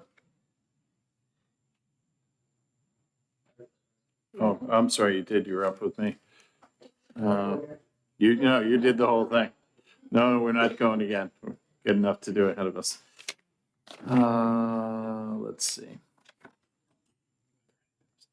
Yeah. Are there any members of the public here who wish to testify that I missed? Come on down. Yes, ma'am. Did I miss you here? Well, Jake said he signed me in, so we can blame him if you want. Well, no, I'm not blaming anyone. If you could state your name and Yes. My name is Anina Hansen. I'm from just try not to read. Peterborough. Okay. Just I'll talk to me. I can glance. tell you're up for it. I'll glance because Okay. ADD and I lose my train of thought Okay. too easily. So Okay. this is to assist me. But thank you, Mr. Chairman. Thank you for your time, honorable members of the committee. I appreciate it. I'm a person in recovery from alcoholism, and I am here to testify in opposition to SB 467. So 10 years ago, the last time my life partner, Phil, was arrested during a heroin buy, he was facing a 3 to 5 year sentence. When his case was heard before a judge, Phil spoke candidly about his decades-long struggle with drug addiction and asked for another chance to make good. And the judge said yes. Phil left prison that day, and he never returned. He spent the next 5 years of his life doing more to advance addiction recovery and treatment here in New Hampshire than many people accomplish, I would say, in decades. And then he was tired. And in 2021, he had a mental health crisis. He experienced a relapse, and he died in a drug den in Manchester of a fentanyl overdose. So that was a tragedy to lose such a powerful advocate who dedicated his life to helping other people overcome the various circumstances that eventually killed him. And an injustice, I would say that somewhere out there is the person who sold him that fatal fentanyl dose, that death resulting circumstance. Losing the man that I had planned to grow old with gives me probably more reason than most to really support criminal consequences for fentanyl possession and death resulting, which I absolutely do. My only opposition is to the mandatory minimums. A decade ago, when Phil was arrested that final time, with a history of priors and a history of dealing, if this bill had been in place then, he'd have gone straight to prison and we would have missed out on everything that he went on to achieve. But because he was given his chance to stand before a judge, he went on to help found a recovery center that's still operating in Laconia. He opened 2 sober houses, also still operational, that have helped scores of men start over in sobriety. He spoke in Washington. He spoke at Ivy League universities. He was on national podcasts. He even won a seat in the New Hampshire State House of Representatives, where he helped to implement new policy to better treat addiction in our state. Basically, he spoke to what we all want and what we all want for our citizens, which is this truth that people do recover. So that's what we're forgetting with mandatory minimums, that there are repeat offenders who hear that wake-up call and decide to make good. Because Phil faced a judge instead of a prosecutor, he went on to indirectly help thousands of residents of New Hampshire and directly impact many who told me after his death that he had saved their life. So while I do believe there are many legal changes we could make to better address the fentanyl crisis in our state, imposing across the board mandatory minimums is not one of them. So for that reason, I'm asking you to vote against. Thank you for your testimony. Thank you. Seeing no questions, appreciate your coming in. Anyone else wish to testify who we missed or want to come on down, ma'am? Just state your name for the record.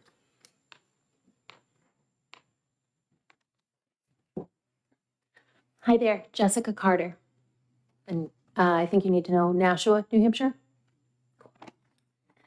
Alrighty. So try not to read if you can. Okay, I will try not to. My name is Jessica Carter, and I'm the Executive Director of Revive Recovery Resource Center, which operates the Syringe Service Alliance of the Nashua area, one of the most active harm reduction programs and one of the few service providers to people incarcerated at the Hillsborough County House of Corrections. We work with thousands of Granite Staters impacted by substance use every year. So I'm here to strongly oppose SB 467FN. This bill introduces mandatory minimum sentences of 3.5 to 7 years for fentanyl-related offenses and expands distributing resulting in death charges. I want to be very clear, this bill will not reduce fentanyl in our communities. It will increase overdose deaths and push vulnerable people further into the shadows. This will punish low-level users, not just necessarily traffickers. The people we serve are not kingpins. They are not the ones that come to our front doors seeking recovery services. They are individuals using to avoid withdrawal, people experiencing homelessness, and individuals who often share drugs just to survive. Under this bill, the state can aggregate small amounts for over 90 days to trigger major trafficking charges. This means a person buying or sharing small quantities could suddenly face mandatory multi-year prison sentences. Speaking to my own experience using substances and having a loved one that was traveling over our southern border to Massachusetts to purchase 2 to 3 grams of fentanyl every single day, 90 days of aggregate data would be 180 grams at 2 grams a day. My husband is by no means a kingpin or ever was. This won't dismantle drug networks. It will incarcerate the people already being killed by our supply. Drug-induced homicide laws increase overdose deaths. When people fear prosecution, they don't call 911. They use a loan. They panic and run instead of administering naloxone. Every national study shows us these laws increase fatality and safety. At our syringe service program, we already hear people worrying about being blamed for if something goes wrong. This bill adds fuel to that fear. If people hide overdoses instead of reporting them, more Granite Staters will die. The treatment requirements also don't match real-world recovery. I am no clinician and don't mean to understand ASAM criteria, but if we're forcing kingpins into our New Hampshire treatment centers, I don't know that we're going to have the best outcomes. This bill requires treatment completion within 9 months, biweekly testing, and up to 300 hours of community service. I hope our state has that capacity to manage that. For people experiencing homelessness, trauma, or severe substance use, these conditions are unrealistic, and also not rehabilitative. When someone inevitably struggles, they will face long suspended sentences. We cannot punish people for attempting to be in recovery. If punishment worked, we wouldn't be in an overdose epidemic. This bill undermines the life-saving work we already do. Revive and Sauna works closely with both the Hillsborough County South and North Recovery Court programs. We do this to keep people alive long enough to find recovery. This bill creates fear, stigma, and disengagement. It drives people away from services, away from calling for help, and away from opportunities for treatment. I've provided peer support for the last 10 years, and I can speak to knowing that recovery works best when people want it and they come to us. To close quickly, New Hampshire cannot jail its way out of a public health crisis. SB 467 FN will not stop fentanyl. It will only bury people harmed most by it, or force our traffickers to create drugs that are different, that are not as easy to be identified, also riskier and more potent. And we've seen this over the last 10 years. I urge you to reject this bill and support solutions grounded in treatment, recovery, housing, and harm reductions, approaches proven to save lives. Thank you. Thank you for your testimony. Seeing no questions, we're all set. Thank you. Does anyone else wish to testify? Seeing none, that'll end the hearing. Going back one.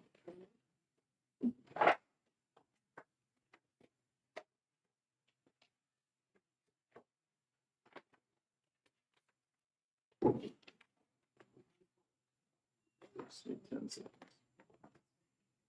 Take your time.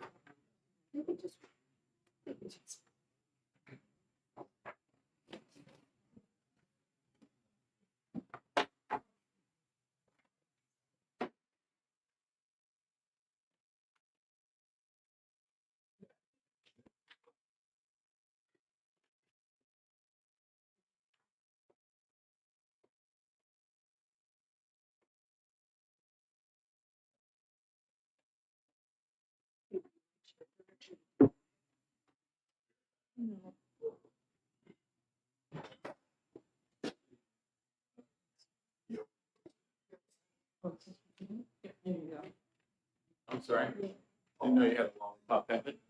Oh, yeah.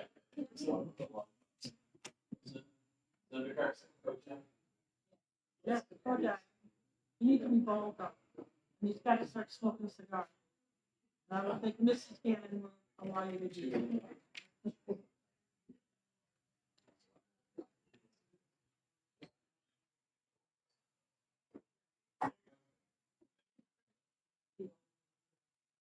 No, give me a second.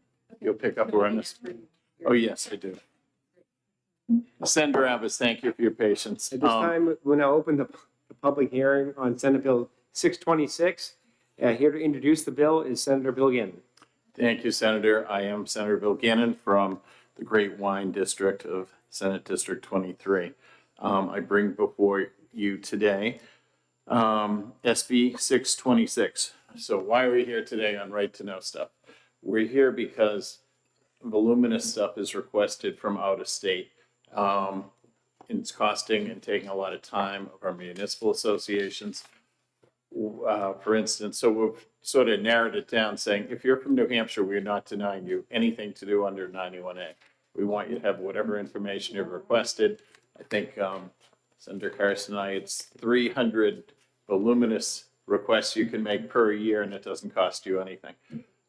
So I think that's a lot of information. But unfortunately, when out-of-state actors request such documents, businesses, some people from other countries are requesting all this voluminous documents. It's costing our towns a lot of money.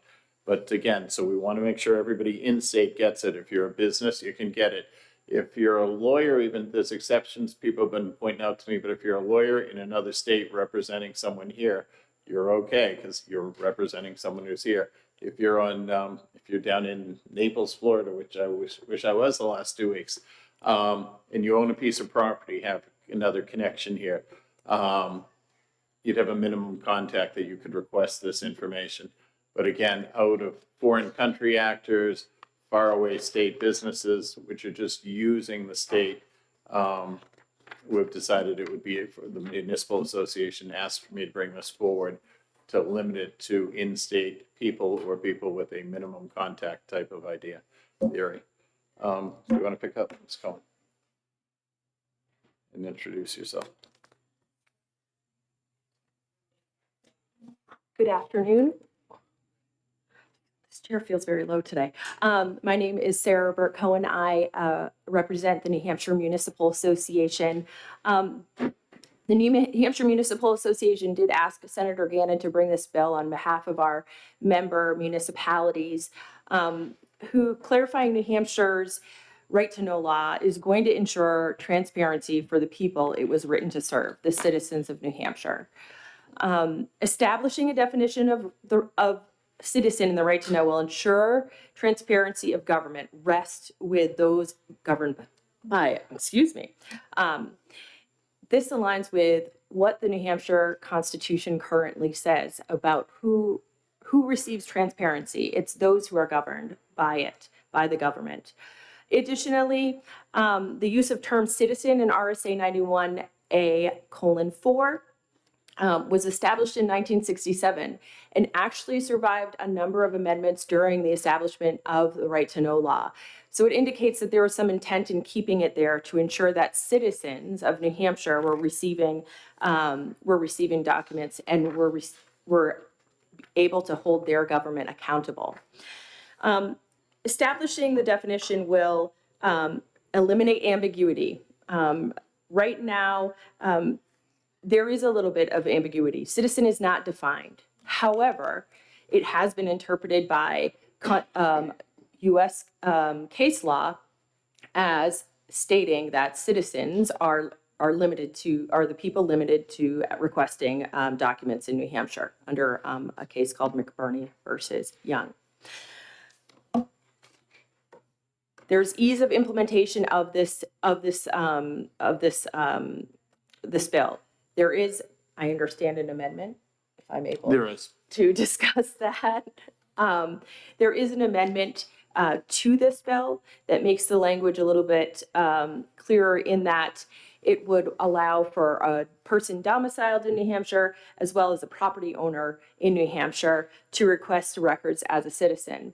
Now, the documents that will a person, if challenged about that, whether they own property or are domiciled in New Hampshire, would be documents that are reasonably accessible. They're documents that you would use to assert other rights in New Hampshire, similar to those that you would use to assert your right to vote in New Hampshire. Now, there's also a term in the amendment, not analogous, so that it's not tied to specific documentation, but if there's some documentation that is analogous, for example, a person could a person as defined in the citizen definition could indicate an individual or it could indicate an entity in accordance with the statutory construction in RSA 21. So it could be documentation that is analogous to how you would prove domicile for an individual. So with this definition, transparency is preserved. Okay, I'm going to say that again. Transparency is preserved. Defining citizen doesn't limit legitimate access to governmental records. It's there to target misuse, not legitimate oversight. The definition will simply protect the intent of the law by saying if you live here or you own property here, you have every right to know what your government is doing. If you don't live in New Hampshire, the same level of access doesn't automatically apply to you. It limits frivolous, burdensome requests from those with no connection to New Hampshire, while preserving access for those who live, vote, and pay taxes here. So additionally, it maintains access for media, all media. The carve-out would allow for media as defined already in 91A to request records and not have to prove domicile. So that would be if, say, the Rochester Voice wanted to request records, there would be no issue because they are considered media. If the Boston Globe wanted to request records, again, they fit into the definition of media that's already in 91A and would be able to request records without having to prove any sort of domicile here in New Hampshire. So NHMA supports SB 626 as amended because it preserves open government while protecting limited municipal resources. Processing right to know requests, as some of you may know, requires significant staff time and taxpayer funding. This bill ensures that those resources primarily serve New Hampshire citizens. It supports municipalities, discourages misuse, and allows municipalities to focus on delivering essential public services. I'm happy to take questions. Senator Carson, you're recognized for a question. Thank you, Mr. Chairman. Good afternoon. Does this affect companies that want to come in and data mine? Because we've heard about that, where these out-of-state companies, no connections to New Hampshire whatsoever, are just data mining with this information. Exactly, and that is part of what this is going to do. Those are the requests that are really inundating municipalities and are causing the most time for entities that have no connection to New Hampshire, that aren't holding the government accountable. They're just data mining. Senator Altshuler? Thank you. Thank you for taking my question. So we've established previously that access to Freedom of Information Act is malleable, and this is a proposal to limit it to certain people. Why not? Was there any consideration given with the New Hampshire Municipal Association to possibly shift the cost burden rather than limit who's able to get information, to charge more for people who are not New Hampshire citizens, rather than cut them out altogether?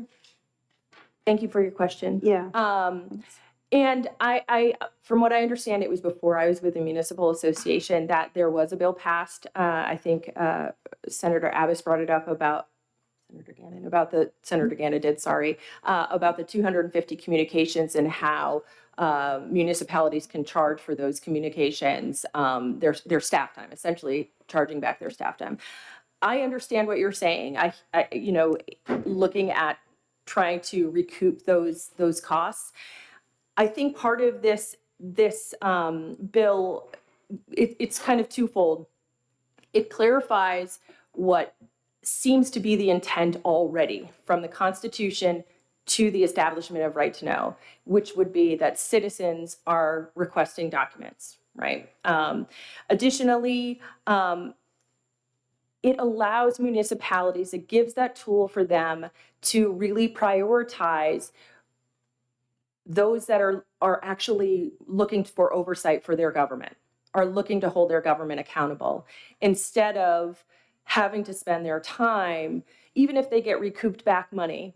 Let's just say we set up a different fee schedule.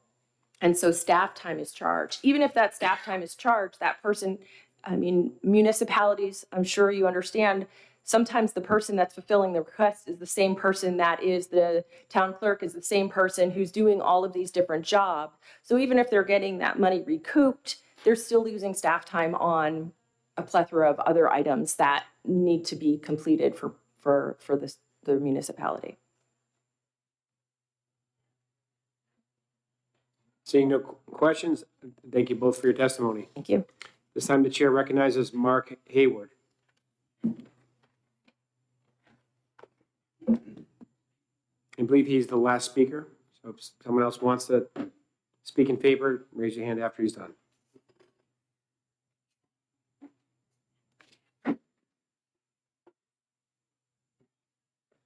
And just turn your microphone on. Thank you, Mr. Chairman. My name is Mark Hayward. I live in Manchester. I'm here on behalf of the New England First Amendment Coalition. We're active in all 6 New England states. We're a nonpartisan organization that believes in transparency and access to government. We have sent you a 2-page letter along with the American Civil Liberties Union of New Hampshire. I am not going to read it, but I did make some notes that I want to refer to. We see Senate Bill 626 as a trade barrier to information. We're a small state. We're surrounded by other small states. People travel between our states. They transact business. They form relationships. We tried to come up with some examples of where Senate Bill 626 may impact that. And these are hypotheticals, but I think they're good examples. Let's say someone who lives in Massachusetts is traveling to his camp in Maine and he gets pulled over in Hampton. He gets cited for some kind of traffic violation. He might believe that he shouldn't have been pulled over. Maybe there wasn't probable cause. Maybe he thinks there's racial profile going on. Maybe every car from Massachusetts was getting pulled over by state troopers that day. Sure, that seems kind of far-fetched, but he should be able to file a right-to-know request and investigate whether his assumption is correct. Greg Sullivan, who's the president of the New England First Amendment Coalition, he's often said that a lot of times you do right-to-know requests and it shows that government is doing its job. So in this case, it would forestall rumors and speculation that this driver might have, and he can pay his ticket and go on with his life. Another example, a Maine resident wants to buy property in New Hampshire. He wants to know the history of the tax valuation of the property. He wants to know about neighboring properties, about any zoning issues or zoning disputes regarding it, regulation, pollution, all this information would be in town and state records that he should be able to access through the right to know law. Notch it up one, let's say one wants to start a business. Besides those things I mentioned, for the person who just wants to buy property, he might want to know workforce issues, regulatory history. He wants to know about his competitors, suppliers, markets, transportation, all this information that would be useful to him. And something I came up with just sitting here. Let's say I live in Vermont and I want to buy a season pass to Dartmouth Skiway, and I want to know their history of lifts, operations, and malfunctions. All of this stuff, of course, we believe in government accountability for the right to know law, but these are things, the right to know law, some of them don't involve accountability. It's just information that people rely on to make decisions. Another of our concerns is that in Senate Bill 626, town officials would be deciding who is a citizen, this definition of citizen, and who it applies to and who it doesn't. The right to know law also has a provision for anonymous requests, and I don't know how an anonymous request would take place if you have to prove domicile. Only 5 states have language that limits their public records laws to citizenship requirements. And I will say, and this was mentioned by the two previous speakers too, just 2 years ago, we adopted a law that allows some charges, cities and towns to implement some charges. Let's give it a chance to work. Okay, I'd be happy to take any questions. Thank you for your testimony. Any questions? Seeing none, thank Thank you. you. Thank you very much. He was. I know you don't accept people twice, but do you mind if I just address one quick thing? One quick thing. As long as you'll take the question from Senator Epps. Okay. That'll be betrayed.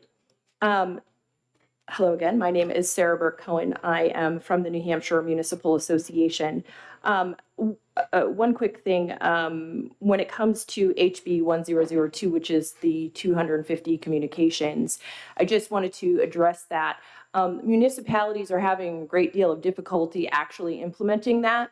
I'm not aware of any municipality that has implemented it because of the difficulty in it and understanding what a communication is, given the fact that the communication includes an entire chain of emails equals one communication, including all attachments thereof. So that communication could in and of itself be 500 pages. So I thought that it was worth actually just putting that out there. I know Senator Altshuler asked me a question about the fee schedule, and I will respond that is an issue because it's hard. It's a complex piece of documentation that's difficult for municipalities to implement.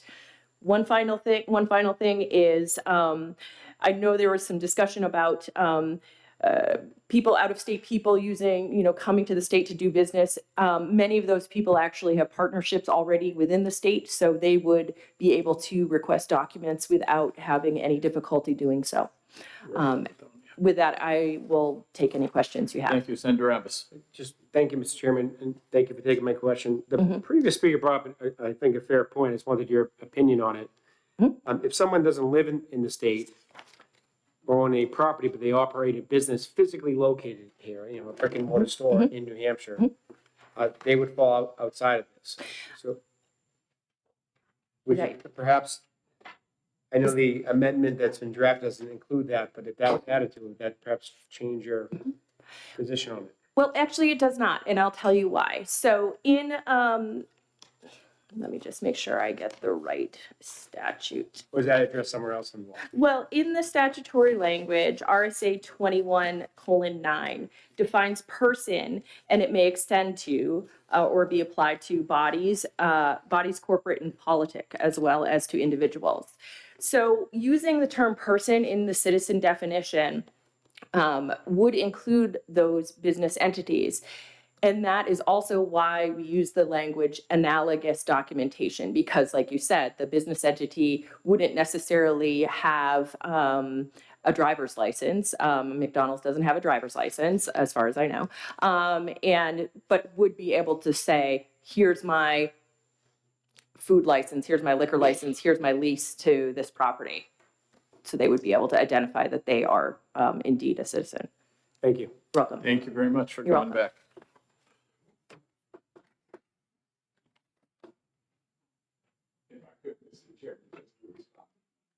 No, I really can't. I'm out of time, and I know where you're going. Mr. Chair, Thank you. if we're Yes. going to allow people to come back 2 or 3 times, then it's got to be open to everybody.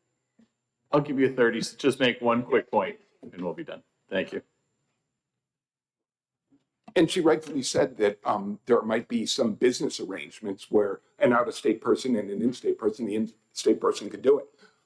You guys, I think some of you know me. I'm a former reporter. I know my way around the right to know law. If these serial requesters who are data mining, they can hire me and I'll do the same thing. I don't think this law addresses the problem that the municipal association has. Great. Thank you for your testimony. Anyone else wish to speak on the bill? Seeing no one, thank you. That ends that. Okay, 510. Who's bringing 510? Oh, Representative Lynn, it's good to see you. Yes. Thank you. Oh, okay, yeah, I know you're gonna go. as quick as you can. We have places to be, but, I hear you.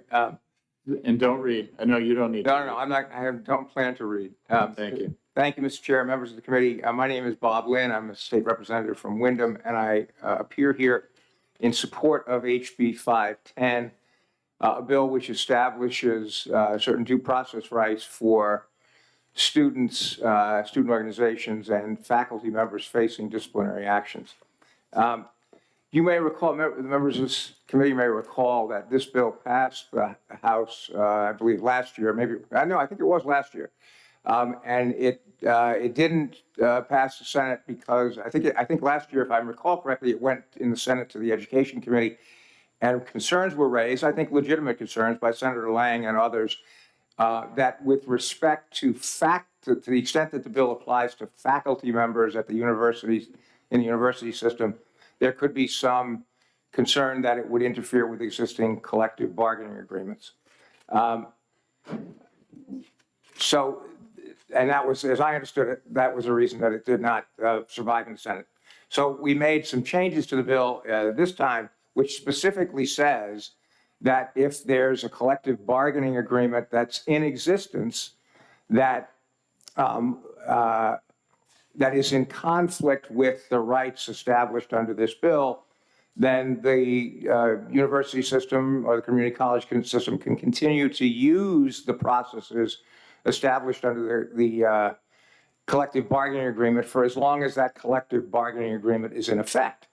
But it also goes on to say that once that collective bargaining agreement is over, it cannot be, you can't have a new collective bargaining agreement that violates the provisions of the statute, that the minimum due process provisions have to be applied. I guess what I would like to do, because the group that opposes this bill, and I know that there are substantial members of the education establishment behind me who are here to tell you that you should not support this bill. I want to sort of address two issues that I think are the arguments that are advanced by those who oppose the bill.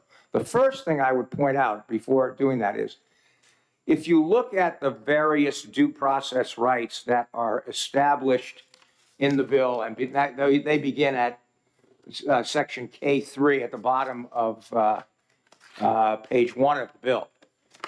I haven't heard anyone say that any of those rights that are set out there are things that shouldn't exist when somebody is facing disciplinary proceedings. Nobody has made that claim.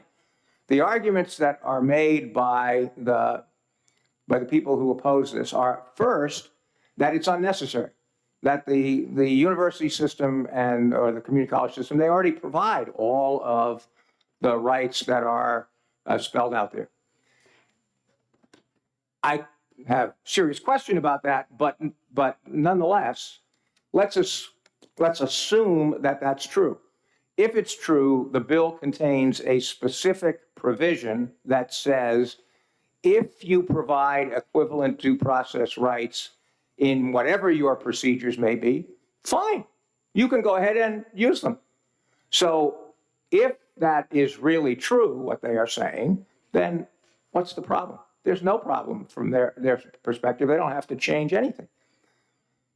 The difficulty is that the second argument they make is, don't pass this bill, we're gonna have to make all kinds of tremendous changes. Well, you should just be candid about it. You can't have it both ways. It can't be that we're already providing all of the due process protections that the bill requires, and in which case they are accepted by the specific terms of the bill from having to do anything more. And on the other hand, we're gonna have to make all kinds of tremendous changes. It just doesn't fly. Yesterday, and I'm very grateful, Senator Carson, to remember your staff. I was able to meet with a number of the representatives on the other side, and there were actually a couple of things that they pointed out that I think they have valid points on.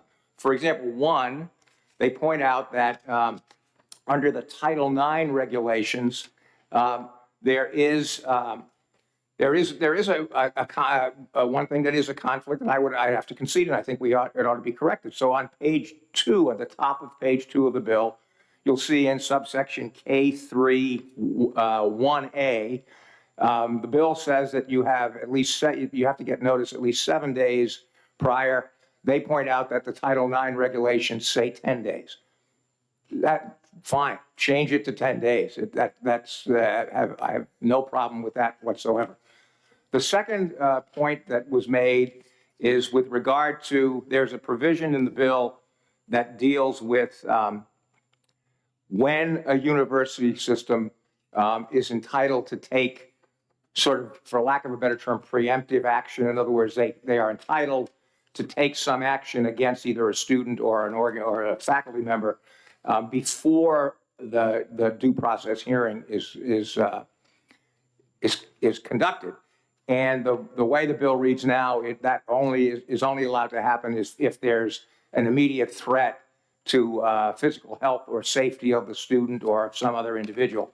The university system pointed out that there could be circumstances, and I agree, I think this is a valid point, where even though there's not some kind of physical threat or violence or something like that, the continued presence of the student or the faculty member would create potential for substantial disruptions of the institution's educational mission, for lack of a better term. So that if, for example, you had a faculty member was accused of having committed let's say sexual discrimination or sexual misconduct against another student, or having an affair with a student or something like that, and that got substantial publicity, it might very well be that the university would have a legitimate argument. Look, we have to ask the faculty member to sort of step aside until this matter is concluded. Presumably the faculty member continues to be paid, but we can't have the faculty member in the classroom until this is concluded. That makes perfect sense to me. So I've added, and Ms. Libet, I think, has the language, some language that would say, in addition to the physical threat, where there's a danger of substantial disruption to the university's mission. So I think those are legitimate changes that I think would make sense. I guess the other thing that I would say is, I know that you are going to hear, and I think at least yesterday, the university system had presented, sort of a chart of what they allege are differences between what this bill requires and what Title IX of the federal regulations require. The key thing to understand with regard to that is this. They're really, except for the one little thing of the 7 to 10 days that I pointed out, there is no conflict. And the reason there is no conflict is that the federal regulations specifically say that they establish a floor. They establish a minimum requirement. There is nothing, in fact, the federal regulations specifically say in the Federal Register when they were adopted that there's nothing that prevents states from providing more protection, so that there is no conflict between the federal regulations and this bill. So in the interest of time, Senator, I know you've got a lot. There's someone else here, I think, who can give examples of specific problems that have arisen around the country with the issue of due process. I'm happy to, in the interest of time, to take any questions that people may have. Thank you, Representative Lynn. Senator Reardon. Thank you, Mr. Chairman, and thank you, Representative Lynn, for taking my question.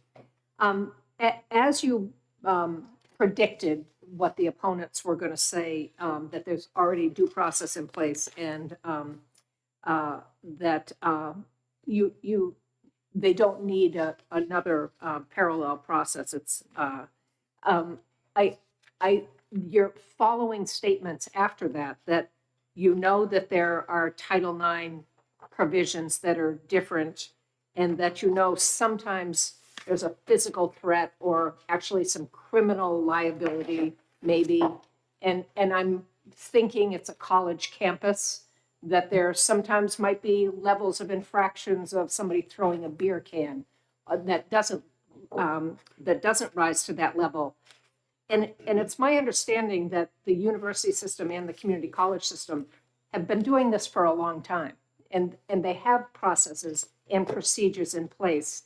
So would this not be better viewed as if we're going to have a uniform due process system at this level, the community college, the government, the university system, to stop and review what's in place already and then look for commonalities that can be across the systems, as opposed to imposing what's probably an ideal set of due process protections on already existing organizations? Well, I don't think that is, I don't think that would be the answer here, because the problem is, if you look at this bill and you say to me, look, here's a right that is granted under this bill that it's too expansive. You shouldn't give someone this right, whatever it is. Okay, then let's talk about that. But nobody has said that. Nobody has said that, having the right to an impartial hearing officer, having the right to have the evidence disclosed to you, having the right against self-incrimination, et cetera, that those are things that shouldn't exist. The university hasn't said that those things shouldn't exist. They're basically saying, well, they already exist. And so, that's why the bill has a specific provision that says, if that's true, if it really is true that you have a substantially equivalent process, then you're fine. You don't have to do anything. So, I guess I really don't. Again, it seems to me that at some level, the university system is trying to have it both ways. Because if they really do have a system that is already in place that provides equivalent due process protection, they have to do nothing, and they have nothing to worry about. And I should say that as a result of this meeting yesterday, one of the things that I think the university system expressed concern about is that, as I understand it, under their system, particularly dealing with faculty members, there is a very long, what I would refer to as pre-accusation process that the university system goes through with various bodies that meet to see if a faculty member has committed some kind of misconduct, all that. All of that happens before the president of the university says, I'm accusing you of misconduct and proposing to terminate you, or whatever the discipline is. And it's at that point that under the collective bargaining agreement, there's an arbitration process. The important point to understand about this bill is all of that pre-accusation process is not covered by this bill. The university system is free to use whatever process they want until they actually say, we're charging you, and we're gonna terminate you. And the president of the university, as I understand their process, we're going to terminate you. Then, under the collective bargaining agreement, the right to what they call the grievance, the right to have the hearing and have the state, the university prove its case and all that. That's when that comes into play. From the way they described it to me, I think that assuming they have, neutral arbitrators and that kind of thing, which I assume they do, that is going to satisfy the conditions of this bill. So again, I don't really see the problem. If you're asking, the other question that may be implicit in what you're asking is, well, why do we need this? And I guess I think because, candidly, I'm not sure that I trust that the system that's in place really is as flawless as they say, number one. And number two, probably more importantly, it's important to understand the history of this. You may recall that during the Obama administration, I believe it was first promulgated, they basically issued this quote unquote guidance to all educational institutions, and in effect and this is my summary, the words aren't specifically to this effect, but in effect, what that guidance said is, listen, it's politically correct that we be more attentive to the interests of people who claim to be victims of sexual assault, and I certainly support that. But what I don't support is the guideline, the guidance language, which essentially said, listen, it's much more important that we be concerned about the victim's rights than the accused's rights. And essentially what the guidance was basically said was, look, this is politically important that we do this. And if we have to break a few eggs along the way, hey, that's just the price that has to be paid. Fortunately, when the Trump administration came to power, they rescinded that. And they sort of restored the balance to, of what is our traditional system of justice, that if you are accused of doing something wrong, it's the burden of the accuser to prove that you did it, not your burden to establish that you didn't do it, or not a procedure that sort of lessens the fairness of the process. Title IX has now been substantially changed under the Trump administration. But there's frankly the political correctness thing. I have no confidence that it's over and that under another administration in the future we won't be back here again. So it's very important because state law does, under the regulations, they do set a floor. It's very important that to have a state statute that sort of incorporates the due process rights. So I think that's a very important thing to have.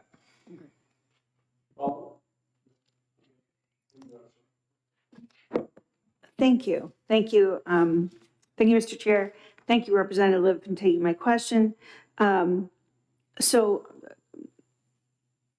I hear that, I hear your answer to Representative Reardon's question and what you believe was her implied question. So mine is not implied. I'm straight up asking you. Most legislation that comes to us is looking to solve a particular problem. It has a story. It has a person who has been wronged. It has a policy that could help people. There is somebody who's been affected. Where did this come from? Why is this?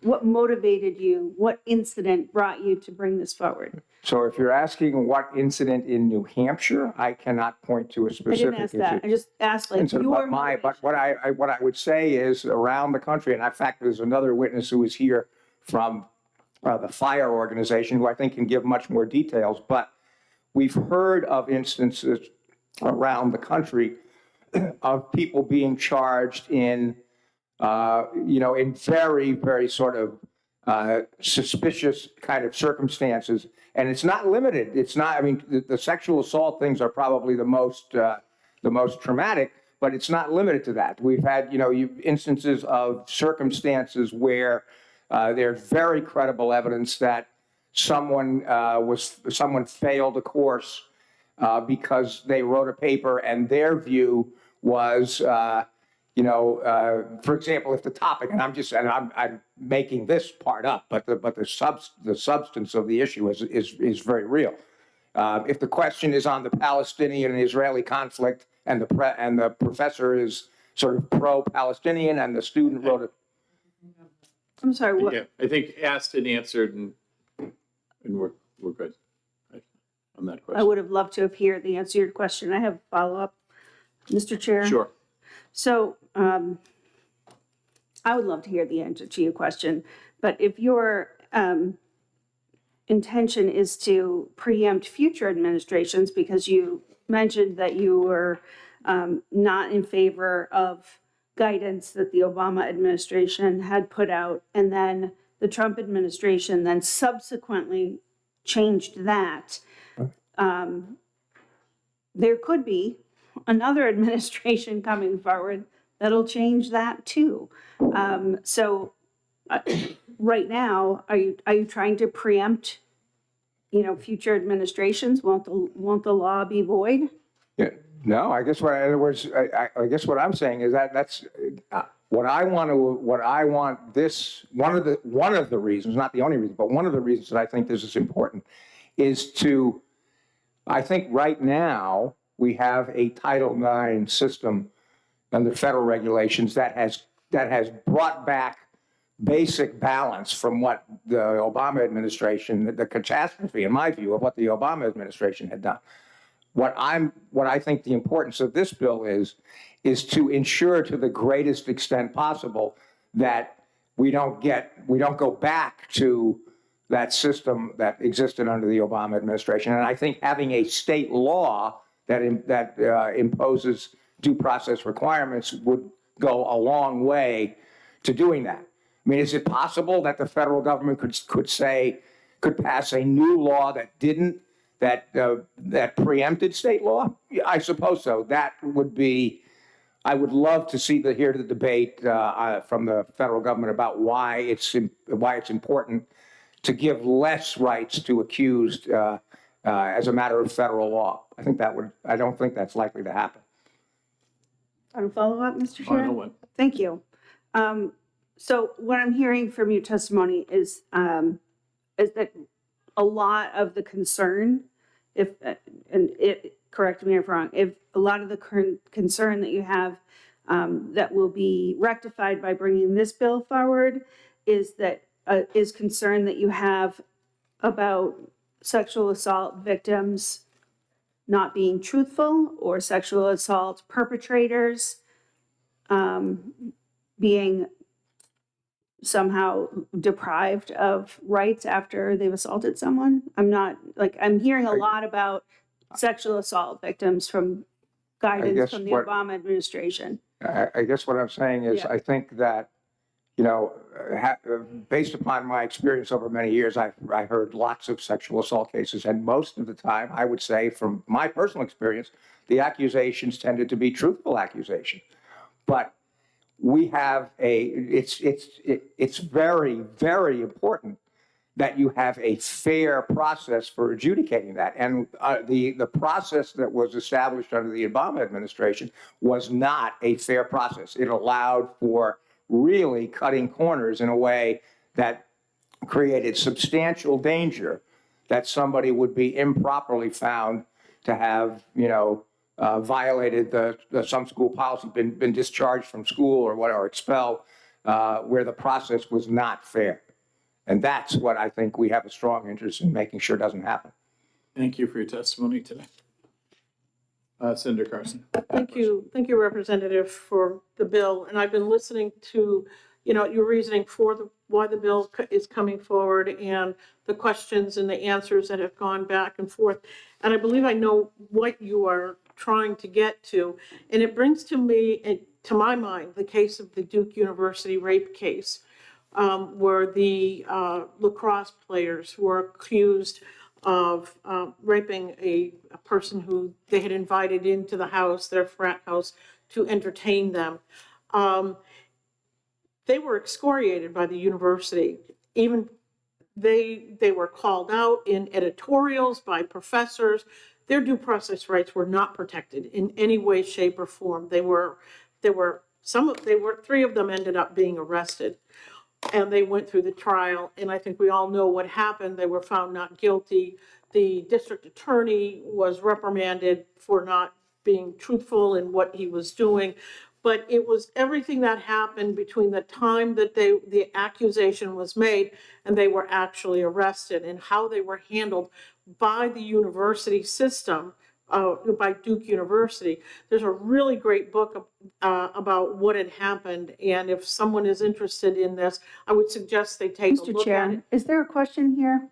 Yes, there is. Okay, Senator. we're great. Thank you. Look forward to hearing it. So would you agree with me that there is a good reason to have something like this in place to protect the rights of the student, even prior to any kind of arrest that happens? Oh, absolutely. I think absolutely that's Thank you. important.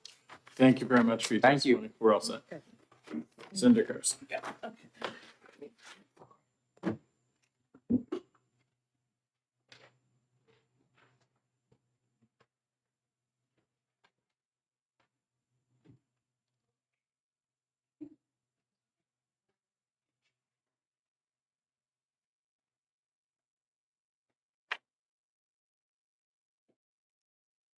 Afternoon, Senator Carson. Good afternoon, Mr. Chairman. For the record, my name is Sharon Carson, and I have the pleasure of representing Senate District 14, comprising the towns of Londonderry, Hudson, and Auburn. And what I have for you this afternoon is a non-germane amendment, which is number 0268, that I would like to present to the committee.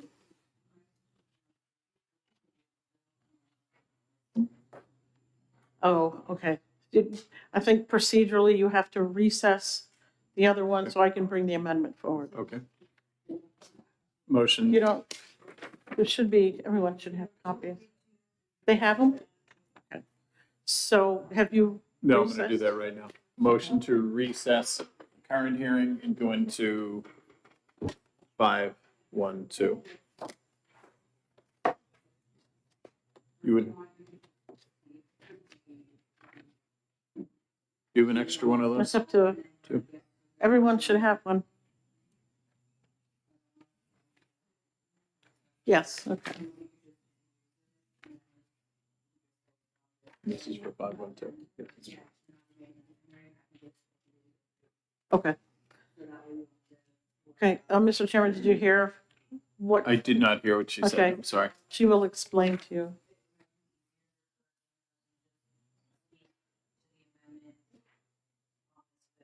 Okay.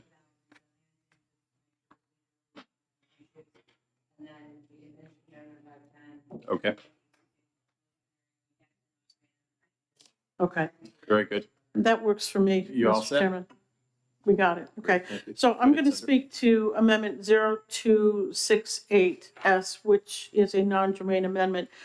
The reason why this amendment is coming forward, it's intended to align the existing Slayer statute with the legislature's intention that we passed last year. As a reminder, last year, both bodies passed Senate Bill 148, which prohibits individuals who are guilty of murdering another person from profiting off of that murder. It came to our attention recently that the definition of appeal as it relates to this law might differ from our intent when passing the bill last year. We want to ensure that there are absolutely no loopholes or room for interpretation that goes against the intended purpose of this bill to prevent murderers from profiting off of their murders.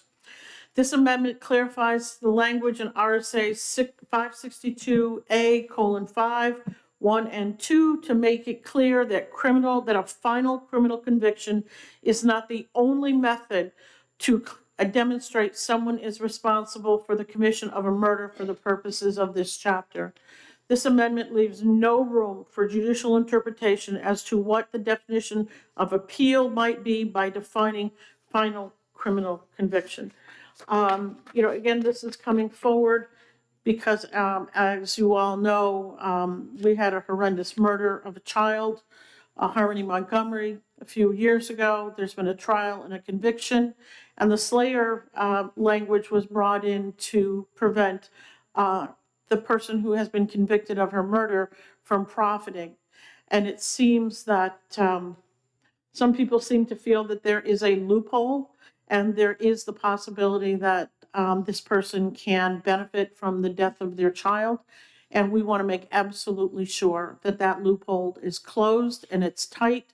So no one who commits a murder in the state of New Hampshire, doesn't matter who they kill, how they kill them, that they are not going to be able to benefit at all from the murder of the victim. So, thank you, Mr. Chair. Thank you, Mr. Chair. I just have a question on the process that we're going through right now. So do we have to open can we just go back because I was unclear as to what was happening? Yeah, thank you. Yeah. Senator Carson needs to go. So basically, just to make sure we don't have any issues with recessing and starting over in case we have notice requirements. She's just speaking to the amendment we're hearing later. We're still on the hearing for 510. We're going to let everyone continue speaking once Senator Carson leaves on 510 and then close that hearing. And then we're going to start the hearing on the non-germane amendment. I'm going to introduce it for her and then we'll hear the testimony on that from other people. So we have to open, just the process question I'm asking is, do we not have to open up another hearing on the non-germane amendment? Yeah, it has its own hearing after this bill.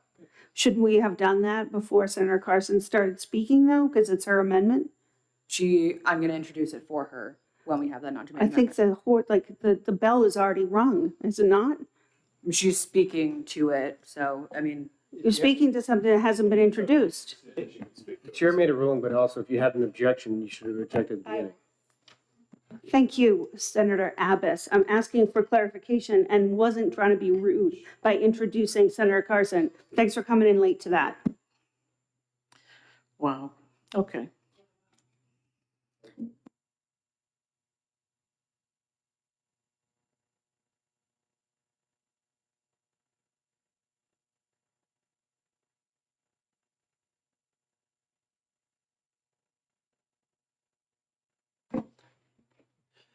Good afternoon, Mr. Chair and members of the committee. My name is Tyler Coward. I am the lead counsel for government affairs at the Foundation for Individual Rights and Expression, or FIRE.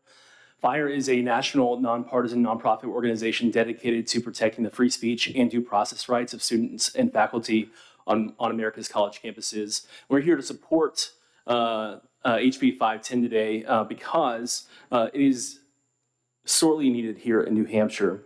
I hope we can all agree that before a student is removed from the college of their choice and possibly have their entire educational careers ruined for allegations of wrongdoing, universities must follow fair policies and procedures that help ensure that they get this crucial decision right. As over 200 courts across the country have shown, it is unfortunately common for universities to sidestep many of these protections when they are not guaranteed by law. HB 510 addresses a problem that is not hypothetical. Public colleges and universities are regularly adjudicating allegations that can result in suspension or expulsion, outcomes that permanently alter a student's education, their career aspects, or their reputation. And these are serious, high-stakes decisions, and they demand serious, reliable procedures. Getting these cases right the first time matters, and due process is how you do that. HB 510 does something critically important. It establishes clear, uniform baseline protections for students facing the most serious disciplinary sanctions. This bill guarantees advance written notice of the allegations, access to the evidence before a hearing, a presumption of non-responsibility. You'd be surprised how many universities across the country don't even guarantee students the presumption of innocence. It requires a right to a live hearing before an impartial decision maker, the ability to question adverse witnesses with the assistance of an advisor who can be an attorney, a verbatim record, and a meaningful right to appeal. These protections are not abstract ideals. They are concrete tools that help decision makers reach accurate outcomes. And that's what we should all want, accurate outcomes from these proceedings. They benefit respondents by reducing the risk of error. They benefit complainants by ensuring that findings are credible, defensible, and not easily overturned or relitigated. Due process is not an impediment to justice, it enhances it. Our research shows why HB 510 is necessary in New Hampshire. When FIRE reviewed the disciplinary policies at the state's 4-year public universities using 10 widely accepted due process benchmarks, the results were concerning. The University of New Hampshire currently scores a 10 out of 20, which is a C grade, which reflects some improvements on our previous scoring during a previous legislative session that Representative Lynn introduced this bill, but it still leaves key protections undefined. Plymouth State University earned just 1 point out of 20. Its policies invoke due process but provide almost no meaningful protections, instead granting administrators sweeping discretion to change procedures. For instance, this is a quote, the policy states that, quote, all procedural questions are subject to the final decision of the Executive Director of Community Standards, end quote. A policy granting that much discretion to a single individual isn't really a procedure, isn't really a policy at all. And HB 510 fixes this inconsistency and ensures that a student's right does not depend on which campus they attend or which policy category their case falls into. Responding to some of the questions about the intersection of Title IX in this bill, Representative Lynn is correct that following the 2011 Dear Colleague letter from the Obama administration, The procedures were stacked against accused students, and over 200 lawsuits across the country, courts finding for students that at least at some point in the litigation process that their due process rights were violated, shows why this is needed. And right now, with the 2020 Trump rules, Title IX rules in effect, we talked about how future administrations might want to change things. The Biden administration tried to adopt their own Title IX policies, and those were vacated by a federal court. And even the Biden Title IX policies, when it came to a lot of the fight over the Biden Title IX policies were about transgender students and protections in that space. But even the disciplinary side was very permissive of state law because they knew they had to be permissive of state laws or federal courts, because increasingly federal courts across the country, including circuit courts, are finding that yes, due process is important in these hearings, including cross-examination that the Seventh Circuit said was required when there is a credibility, credibility at issue in these cases. So we know that New Hampshire's universities are following Title IX rules when those are implicated, but choosing not to when they're not required by federal law to do so. As an example here, the Trump 2020 rules apply only to conduct that occurs on campus or when it's occurring with a university-sponsored activity or student organization or at fraternity houses. But say this a sexual misconduct claim arises on campus, but across the street at an off-campus apartment, a university in New Hampshire presumably are following federal Title IX rules when they occur on campus because they're required to. But if the same accusation occurs across the street, they are subjecting students to far fewer due process or procedural protections because they have that choice. And when the law does not require them to, they just don't provide the rights. At the bottom, this bill recognizes the simple truth that legitimacy matters. When students, parents, and the public trust the process, outcomes carry more weight. And when procedures are fair, decisions last. The last thing we want to do is send a complainant, somebody accusing another student of sexual misconduct, to have to go through these procedures time and again. They get a decision from a campus administrator, a responding student, the complainant or the defendant in these cases, sues in federal court. A court finds, yes, due process was violated, sends it back to the university. The university redoes the whole thing. There are cases where this happens 3 or 4 times. And who wants that on either side? It's important to get this done the right time, and that's what HB 510 allows us to do. Thank you, and I'm happy to answer any questions. Thank you, Mr. Chair. Could you, I didn't get the organization you're with. I'm with the Foundation for Individual Rights and Expression, or FIRE. Is that in New Hampshire? We are a national nonpartisan nonprofit. We operate across all 50 states. We're headquartered in Philadelphia. Another? So we're about 40 minutes into this hearing now, and I get what this is about. It's not about due process universally. It's about wrongly accused students on college campuses of sexual assault. I don't think that's the case. The bill applies to any suspension or expulsion, and most often these cases, when a student faces non-academic charges or when they're not facing being suspended or withdrawn from school for failure to pay, things like that, a lot of times these are about sexual misconduct allegations, but it's not universal. There are allegations of drugs in dorms or fistfights, things of that nature, where Title IX doesn't cover it all. So if those rules aren't requiring universities to provide these protections for students, even when there isn't maybe a student complainant on the other side, this applies to all instances. In the Supreme Court, in a case called Goss v. Lopez in 1972, says that certain due process rights do attach when there's a risk of suspension of 10 days or longer, and that goes without regard to the context of the allegations or the allegation of a violation of the student code of conduct.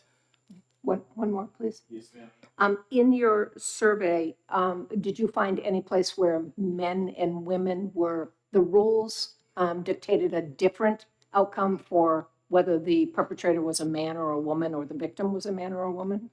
No, I think the procedure should apply equally, regardless of the sex or gender of the complainant or the respondent. I think we all believe that. My question was, when you were doing your surveys of the university systems and the violations here in New Hampshire, did you find any indication that by gender they were treated differently? Not to my knowledge, no. I think it would be a university to have written policies saying that men or women are treated differently if they're a respondent or complainant would violate Title IX itself.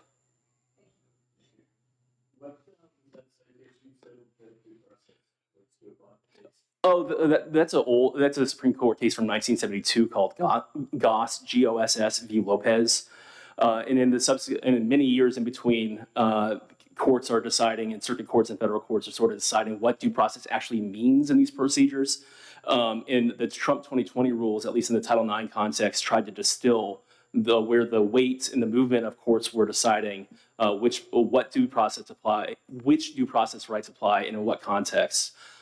So there's a patchwork across the country with the courts. The federal Title IX rules try to, at least in the Title IX context, universalize them. Of course. Thank you for your time.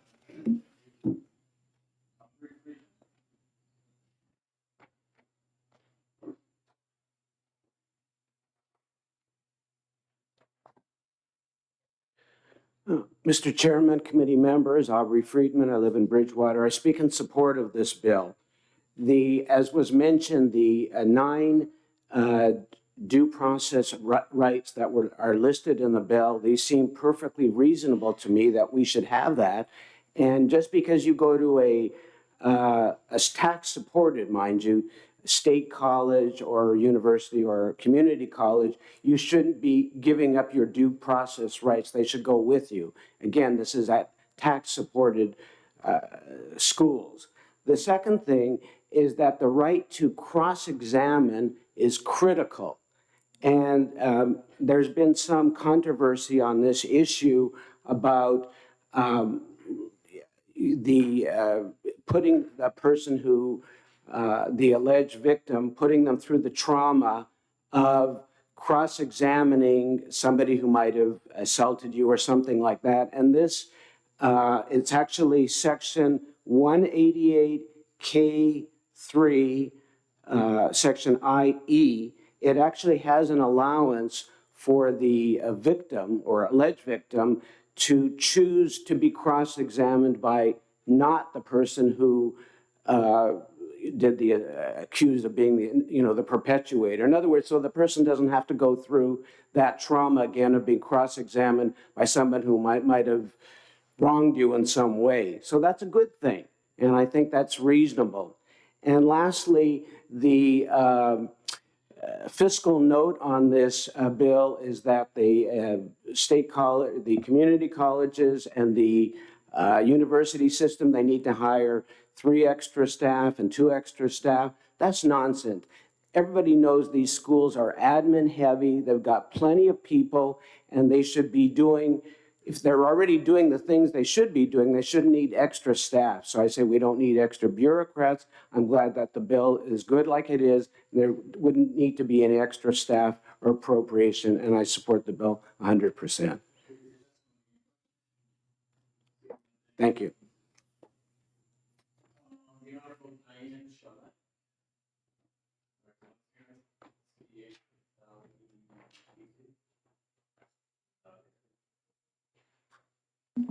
I think everyone heard me right. Diane Chalette? Nope. Moving on. Chad Pimentel and Catherine Provencher. You're going together. You saved me economy of time. You were great. Absolutely. And we'll try to be, we will be mindful of your time. Thank you. This afternoon. Thank you very much, Mr. Chair, members of the committee. For the record, my name is Catherine Provencher. I serve as the chancellor of our state's university system. We are opposed to HB 510. I will say Representative Lynn, the prime sponsor, was gracious enough to actually give us an hour and a half of his time yesterday afternoon, which we were really happy about. And so representatives from the university system, the community college system, and the coalition met with Representative Lynn. And there were a number of areas, as he mentioned, where we would give examples, and he agreed that the language should likely be amended. You can also likely tell just from the testimony so far, this gets really far into the weeds on all kinds of issues, whether they're student conduct, student academics, student organization, a student organization that's not an organization yet, faculty with collective bargaining agreements, part-time faculty, full-time faculty, Title IX. So I will also say, I haven't yet heard what the actual problem is we're trying to solve in New Hampshire. We are confident that we do have sufficient due process.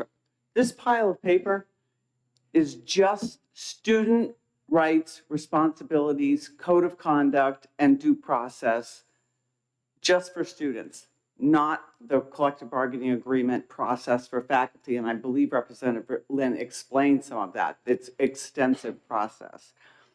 I will say that the university system has a lot of problems to solve, and we are solving those problems. And frankly, to divert time and resources to solve something that's not a problem, in my opinion, is kind of inefficient and non-value add at this point. This bill kind of codifies and makes one size fits all for all kinds of various misconduct, academic misconduct, behavioral misconduct.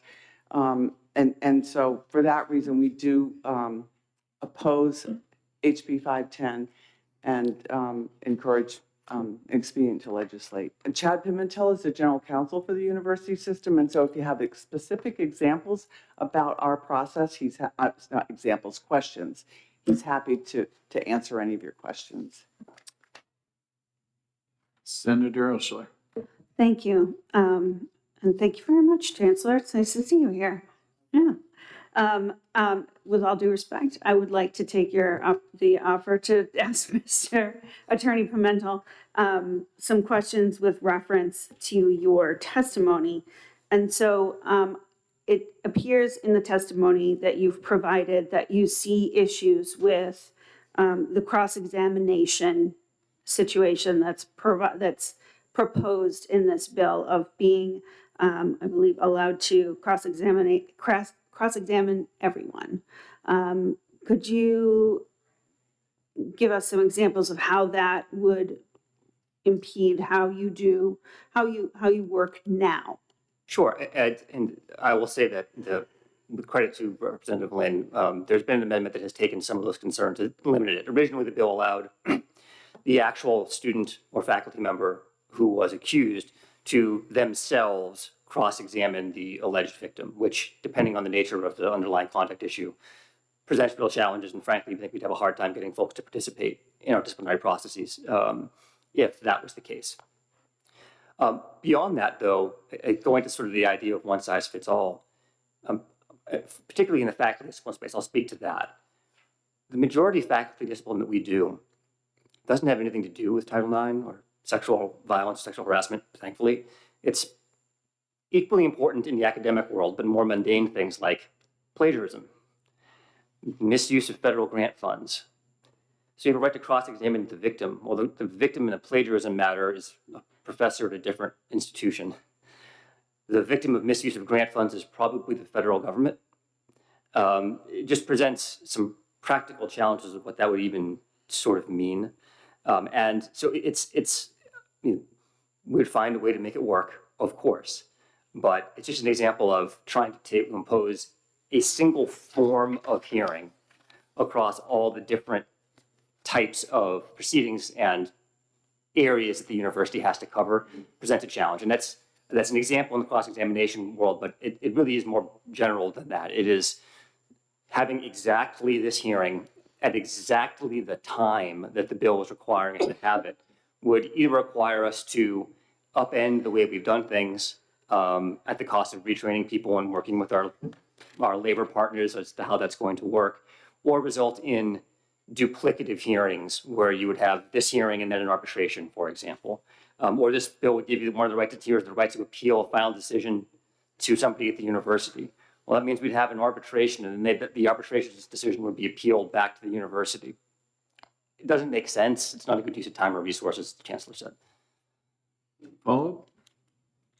Yes, if you, thank you, Mr. Chair. So my second question is about student organizations that disciplinary action may be taken against. So if a student organization has, for example, run afoul of some policies and the university system wants to put a pause on their activities, but they've planned, a big event, and now that event has to be canceled or postponed, would this bill actually require that the university let things move forward until this disciplinary procedure has played itself all the way out? The bill You wouldn't be able requires, to take measures to tamp things down or the cool bill things down. requires that there be this full 10-point hearing both prior to the imposition of any discipline for a student organization that includes limitation on a right or privilege typically granted to those organizations. So unless the event posed a health or, fell into that safety exception that was mentioned earlier by Representative Linden, yes, I think the university would be obligated to let the event go forward, because to do otherwise would be depriving that organization of a right or privilege without having gone through the entire hearing that's laid out here in 510. May I last follow, please? Yes, ma'am. So in the event that there's a student organization that causes an issue on the campus, and in the procedures you have right now, you can pause that student organization's activities temporarily while they go through a disciplinary hearing process, correct? Yeah, that's right. I mean, and in fact, sometimes it's not even a full process. Some of our student organizations are self-governed. So the Interfraternal Council, the fraternity is going to police themselves in the first instance, and we give them the opportunity to do that in the first instance now. I don't believe we'd be able to do that if 510 passed in its current form. Okay, so if there was, the end of my question is that if there is an issue on the campus that the university is dealing with an organization that has caused an issue or had a problem, and they've got another event coming up, and this is causing a lot of consternation on campus, right? Them being able to go forward with another event while you've got this pending issue that's up here as far as emotions and campus climate. This bill would retard your ability to be able to pull that back, correct? That's correct. Okay, thank you. Thank you, Mr. Chair. So you do. Senator Abbas. Thank you, Mr. Chairman, and thank you for taking my question. I appreciate the concern that if, especially with the right to confrontation and cross-examination, that perhaps some people who are victims of misconduct may not want to come forward in this particular setting. If we allowed perhaps an exception to that right to confrontation and cross-examination, if the victim is a victim of a violent crime or any type of sexual misconduct, if there was an exception there, do you think that would alleviate at least the majority of your concerns? It would certainly help. It would certainly help. It would not, I think, address the major concern that the chancellor raised, which is essentially we can make tweaks to this and we can shave off some of the edges, but it would represent an awful lot of work that we would have to do to solve a problem that we don't think exists. And I think that's really more we are actively working with Representative Lynn and on what an amendment might look like. And so, yes, some of those changes may come, but I don't think it reaches the chancellor's concern that it's a diversion of limited resources away from the challenge that the university system is facing. Well, if you can estimate this, any given year, how many students are expelled or from the university or disciplined, suspended, I guess, for a given year? We have that data, although I don't have it on the top of my head, but I can make sure I get it to you.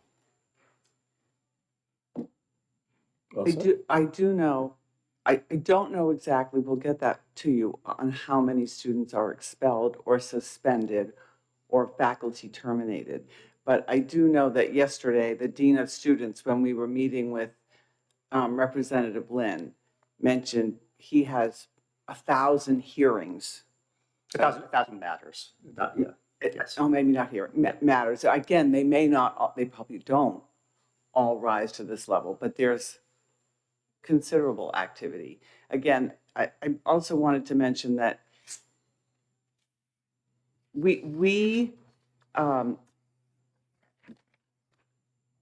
I believe we do follow the spirit and the letter of what's in the legislation. And I don't know that there would be all kinds of tremendous changes that would need to be made. But all the policies, all the training, all the protocol would need to all be revisited with a lot of people that interact with that. And that is not a zero cost, is what I'm saying. We agree with the spirit. We hold due process dearly and very seriously at the university system. It's not zero cost. It's going to take work to move through, change policy, change the way hearings works, change the timing. And I don't mean to minimize that. I think we're trying to solve a problem that isn't there. Very good. Thank you both for your testimony.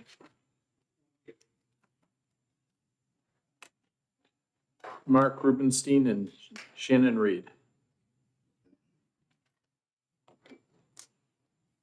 Good afternoon.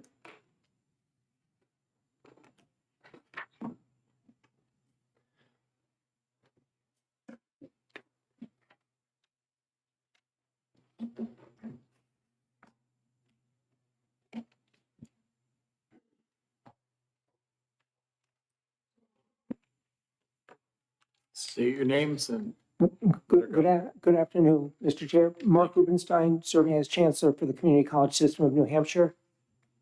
Hello, I'm Shannon Reed, Director of Government Affairs for the Community College System of New Hampshire. And be respectful of your time, and because so much of what I have to say will echo what you heard from Chancellor Provencher and Attorney Pimentel, I'll be as concise as I can be. We share a commitment to due process. We're grateful for the sponsor's willingness to sit down with us and walk through his bill and our concerns, and also to help us find areas where we could reach agreement. I'm mindful when Senator Amos noted an area of potential conflict that might help to resolve, that would be helpful. But as Chancellor Provencher noted, our processes, at every step in the process, there are details that are built in over time. In the case of our faculty, it's through collective bargaining with our students. It's developed over time with case law behind it.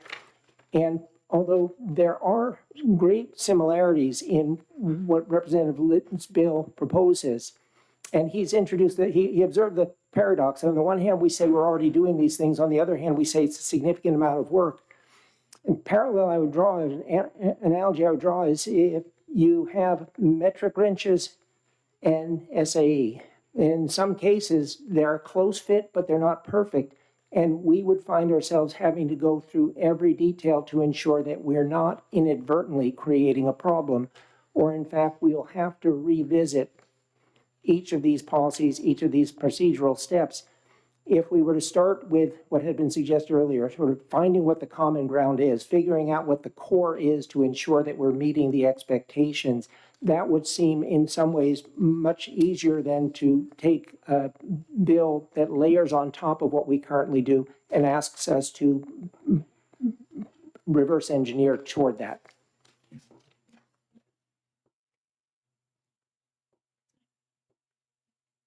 Oh, I thought you were going to go next. No, you're all set. Good. Any questions? Seeing none, thank you both for your testimony. Thank you. Pamela Kellig and Tim Mulvaney.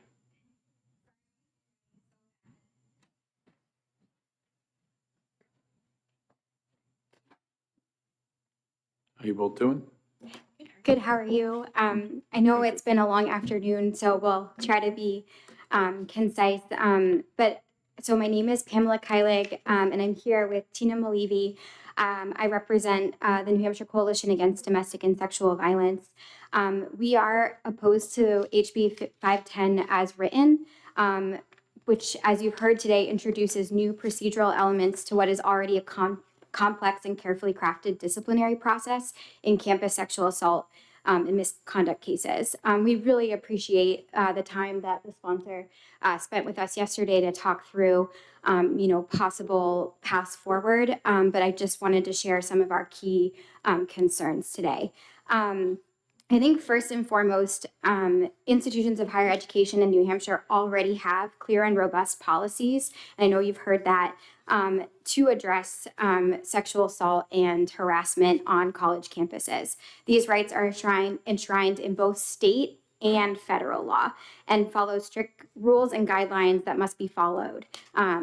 And so our concern here is to make sure that we're maintaining the balance that is required by federal and state law, which is to ensure that the rights of the accused and their accusers are balanced. And so what we are concerned about is that this bill muddies the waters a little bit with our already very clear process to maintain fair and impartial proceedings in a sexual misconduct case and the broader disciplinary issues that have been raised today. I think, as you've heard,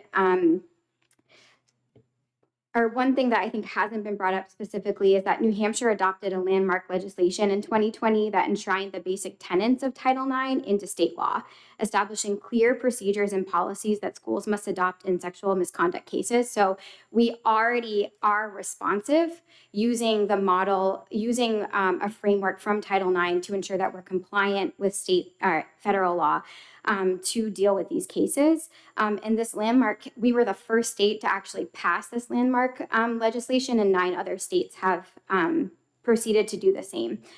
So New Hampshire has been a longstanding leader in protecting sexual assault victims and ensuring that our campus communities maintain student safety.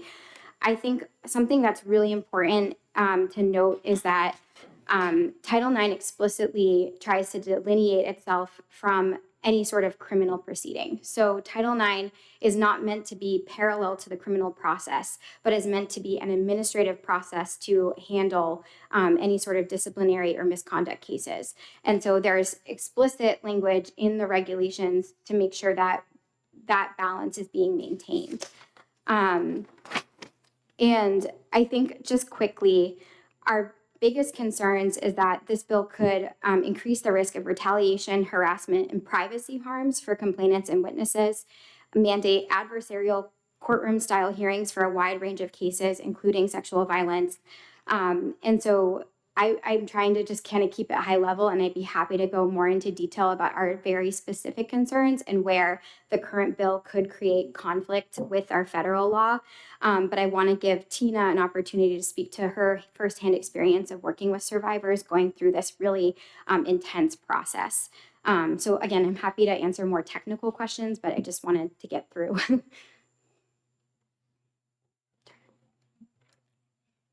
I am Tina Malivi. I'm the Executive Director of Voices Against Violence in Plymouth, New Hampshire.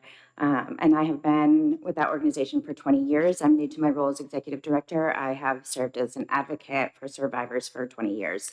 And I have accompanied, I couldn't tell you, countless survivors and supported them through the Title IX process. So the perspective that I can share with you is what it is like for a victim or a survivor to have to go through that process and how challenging it is.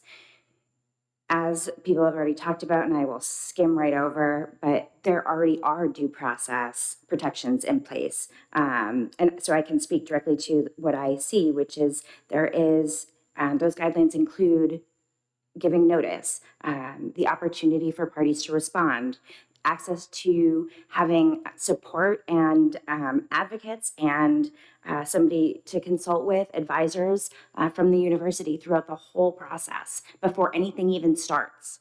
And there's a very structured formal investigative process. our concern is that House Bill 510 would make an already complicated process even more difficult by adding additional requirements that have the potential to increase the risk of harm, particularly those elements around the cross-examination. Until you have gone through this process, you cannot imagine how complex, how time-consuming, how re-victimizing it already is. I can tell you very clearly from my experience that this is already stressful and confusing, and survivors are being asked to retell what happened multiple times, recall in explicit detail, very complicated timelines, all while they continue to attend classes, participate in sports, extracurricular activities, work a part-time job or multiple jobs, and live and share spaces along the person that harmed them. Even with all of our holistic advocacy and support, we see so many students withdraw from the formal complaint process because it's so complicated and so overwhelming. And we see even more students who withdraw from school, either transferring or dropping out altogether because it's the only way that they feel safe. Introducing expanded cross-examination and evidence procedures risks, I think, as people have already mentioned, turning what is a process to keep students safe into something more alike a criminal trial. But the problem is that Title IX does not have all of the supports and protections in place that a victim going through a criminal trial would have. So what we're doing is we're putting a system in place to keep them safe. This bill would create the system itself becoming a barrier. The nature of Title IX is to keep students safe and to address gender-based discrimination. It's not a criminal proceeding. It's not about offender accountability. It's about safety. So I would like to just quickly read this statement from a student who went through the process, and she wasn't able to be here today because she's sick, but she is watching, so I think it's really important for you to hear this. My name is Veronica Parker. I could have stayed anonymous, but I want you to hear my name. I am a real person. I have lived this. On the night of December 9th, 2020, I was incapacitated and later raped. I have no memory of leaving the bar or what happened. I woke up, I didn't know where I was, why I was naked, or what had been done to me. That same morning during my rape kit, a tampon was removed from my body. I remember the panic, asking myself, was I awake? Was I conscious at all? Because if I had been, if I had any awareness or ability to consent, I would have taken it out. I don't know the details of the worst thing that ever happened to me, and that still terrifies me. I reported the assault to Title IX and the police, and I believe that once I reported, the hardest part would be over. I was wrong. The Title IX process alone took 6 months. During that time, I had to drop out of college while I was waiting for a hearing. Reporting is brutal. It's invasive. It is traumatizing. And the system breaks survivors, and it nearly broke me. And yet, Title IX still mattered. It validated what happened to me when my memory could not. During the Title IX process, it was me versus one of the state's top attorneys. I had trauma and missing memories. He had someone fighting for him every step of the way. The criminal justice process took 4 years, 4 years of waiting, of fear, 4 years of having my life on hold and traumatization. I have a bachelor's degree in criminal justice. I understand the system, but no one truly understands it until they live it. Title IX provided a foundation that allowed my case to move forward and later helped protect me when my rapist began stalking me years after the assault. Sexual assault on campuses is brutally common and deeply underreported. Survivors stay silent because reporting already costs too much, emotionally, academically, and personally. So I ask you plainly, are you helping victims or protecting rapists? Title IX is the reason I'm safe today. I had to fight for justice, and I couldn't imagine having to fight any harder.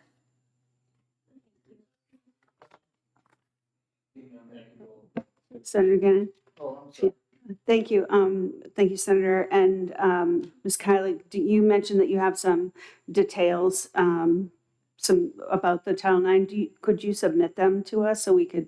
Yeah, I'm happy review? to submit whatever I have on the record. Thank you. That's great. Thank you. Thank you both. Does anyone else wish to testify on 5? I gotta put the glasses back on. 5:10. Seeing none, should I not end the hearing or should I end the hearing? Am I okay to? I just want to make sure. That'll end the hearing. Thank you. Yep. And you're gonna.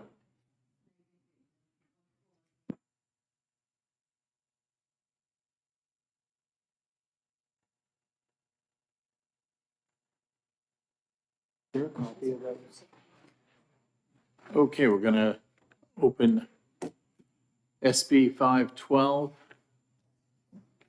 Isn't it? I'm sorry, it's not the right number. I'm sorry, the non-germane amendment to 510. 2026 Thank you. 0268S. Thank you very much, Senator. Go ahead. Kate Lippman, Majority Policy Director for the Senate, introducing for Senator Carson. Happy to read the statement that she read earlier. If not, happy to answer any questions if you have them. And if I can't answer them, I'll make sure you get the answers at some point. Thank you very much. Any questions? Seeing none, thank you for your testimony. Benjamin King? Mr. Chair, can you take the time, there are 2 attorneys here to talk about the bill, can they go up together? Sure, as long as they don't double the billable hours. Good afternoon.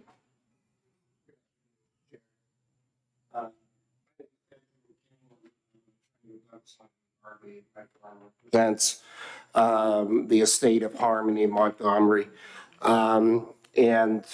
First of all, I'd just like to express my gratitude to Senator Carson for sponsoring this non-germane amendment. The statute the Slayer statute requires amendment because as it stands, it requires a probate judge to resolve an ambiguity that the probate judge should not be required to resolve. And the ambiguity perversely would allow someone who was convicted of killing his own daughter to take from her estate under the rules of intestate succession. And that's what the Slayer statute is designed to prevent. So if you look at the statute as it currently exists, it says there are 2 options in Roman 1 and Roman 2 that allow the killer of a decedent to be determined to have predeceased that decedent for purposes of intestate succession. But there's somewhat of a no man's land between those 2 options. So the first option is after all right of appeal has been exhausted, a judgment of conviction establishing criminal responsibility for the commission of the murder can trigger the finding that the person predeceased the victim for purposes of intestate succession. And the second option says, well, in the absence of a criminal conviction, the way that an individual can be found to have predeceased the victim for purposes of the rule of intestate succession. But the question that certain probate court judges have raised is, well, what if you have a judgment of conviction that the individual killed this person, but all rights of appeal have not been exhausted, then neither Roman 1 nor Roman 2 is satisfied because All rights of appeal have not been exhausted, so Roman 1 is not satisfied, but there is a criminal conviction, so Roman 2 is not satisfied either. So that means that the person criminally convicted of killing his own daughter could take from her estate under the rules of intestate succession. So we ask that you pass this amendment to remove this ambiguity and cure this problem by defining final criminal conviction and by having Roman 1 state what happens in the circumstance of a final criminal conviction, and by Roman 2 having state what happens in the absence of a final criminal conviction. And that removes the no man's land and the ambiguity that we have right now. I'll take any questions. Senator Appus? Thank you, Mr. Chairman, and thank you for taking my question. Under the intestate law as it is today, if there's a person, beneficiary or whoever defined by statute, do they have to elect that benefit when it's being probated?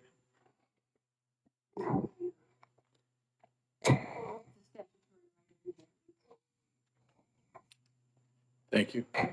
Anyone else? Yep, Senator O'Shea. Thank you very much, and thank you for the work that you do. And Mr. King, did you have any, in bringing this forward to Senator Carson, did you have any input as to what bill this might be attached to? I don't believe so. Thank you. I'm almost there. You're going to help me though. So I understand the predeceasing part. Let's go into the part 2, just for me, just me and you here. Right now we don't have a final criminal conviction's the problem, right? Yes. Yes. And so how is this, just give me that part, in the absence of the final conviction, how is this working? Right. So the statute as it's presently written doesn't include that language. It just says conviction.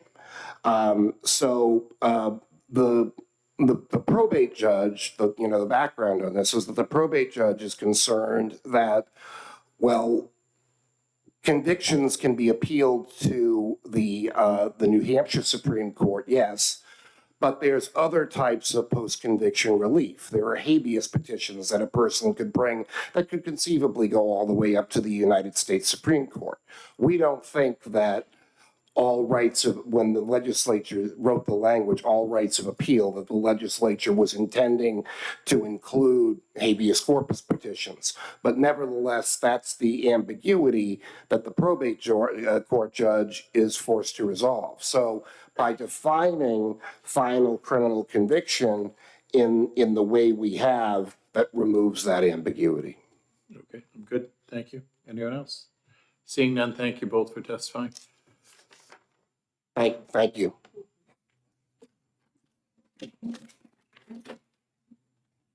Does anyone else wish to testify on this amendment? Sure. Very briefly. I don't know what brief means to you. Well, no. I just say very briefly with, again, with Ms. Lippman's help and the people that you just heard, I think that the proposed amendment does solve the problem. So I don't think there's any question about that. Thank you. Thank you, Judge Lynn. Anyone else wish to testify? Seeing none, we'll end the hearing on that bill. Do I have a motion to end? To adjourn? All in favor of adjourning? Aye. Second. I second. All in favor of adjourning? Aye. Thank you all.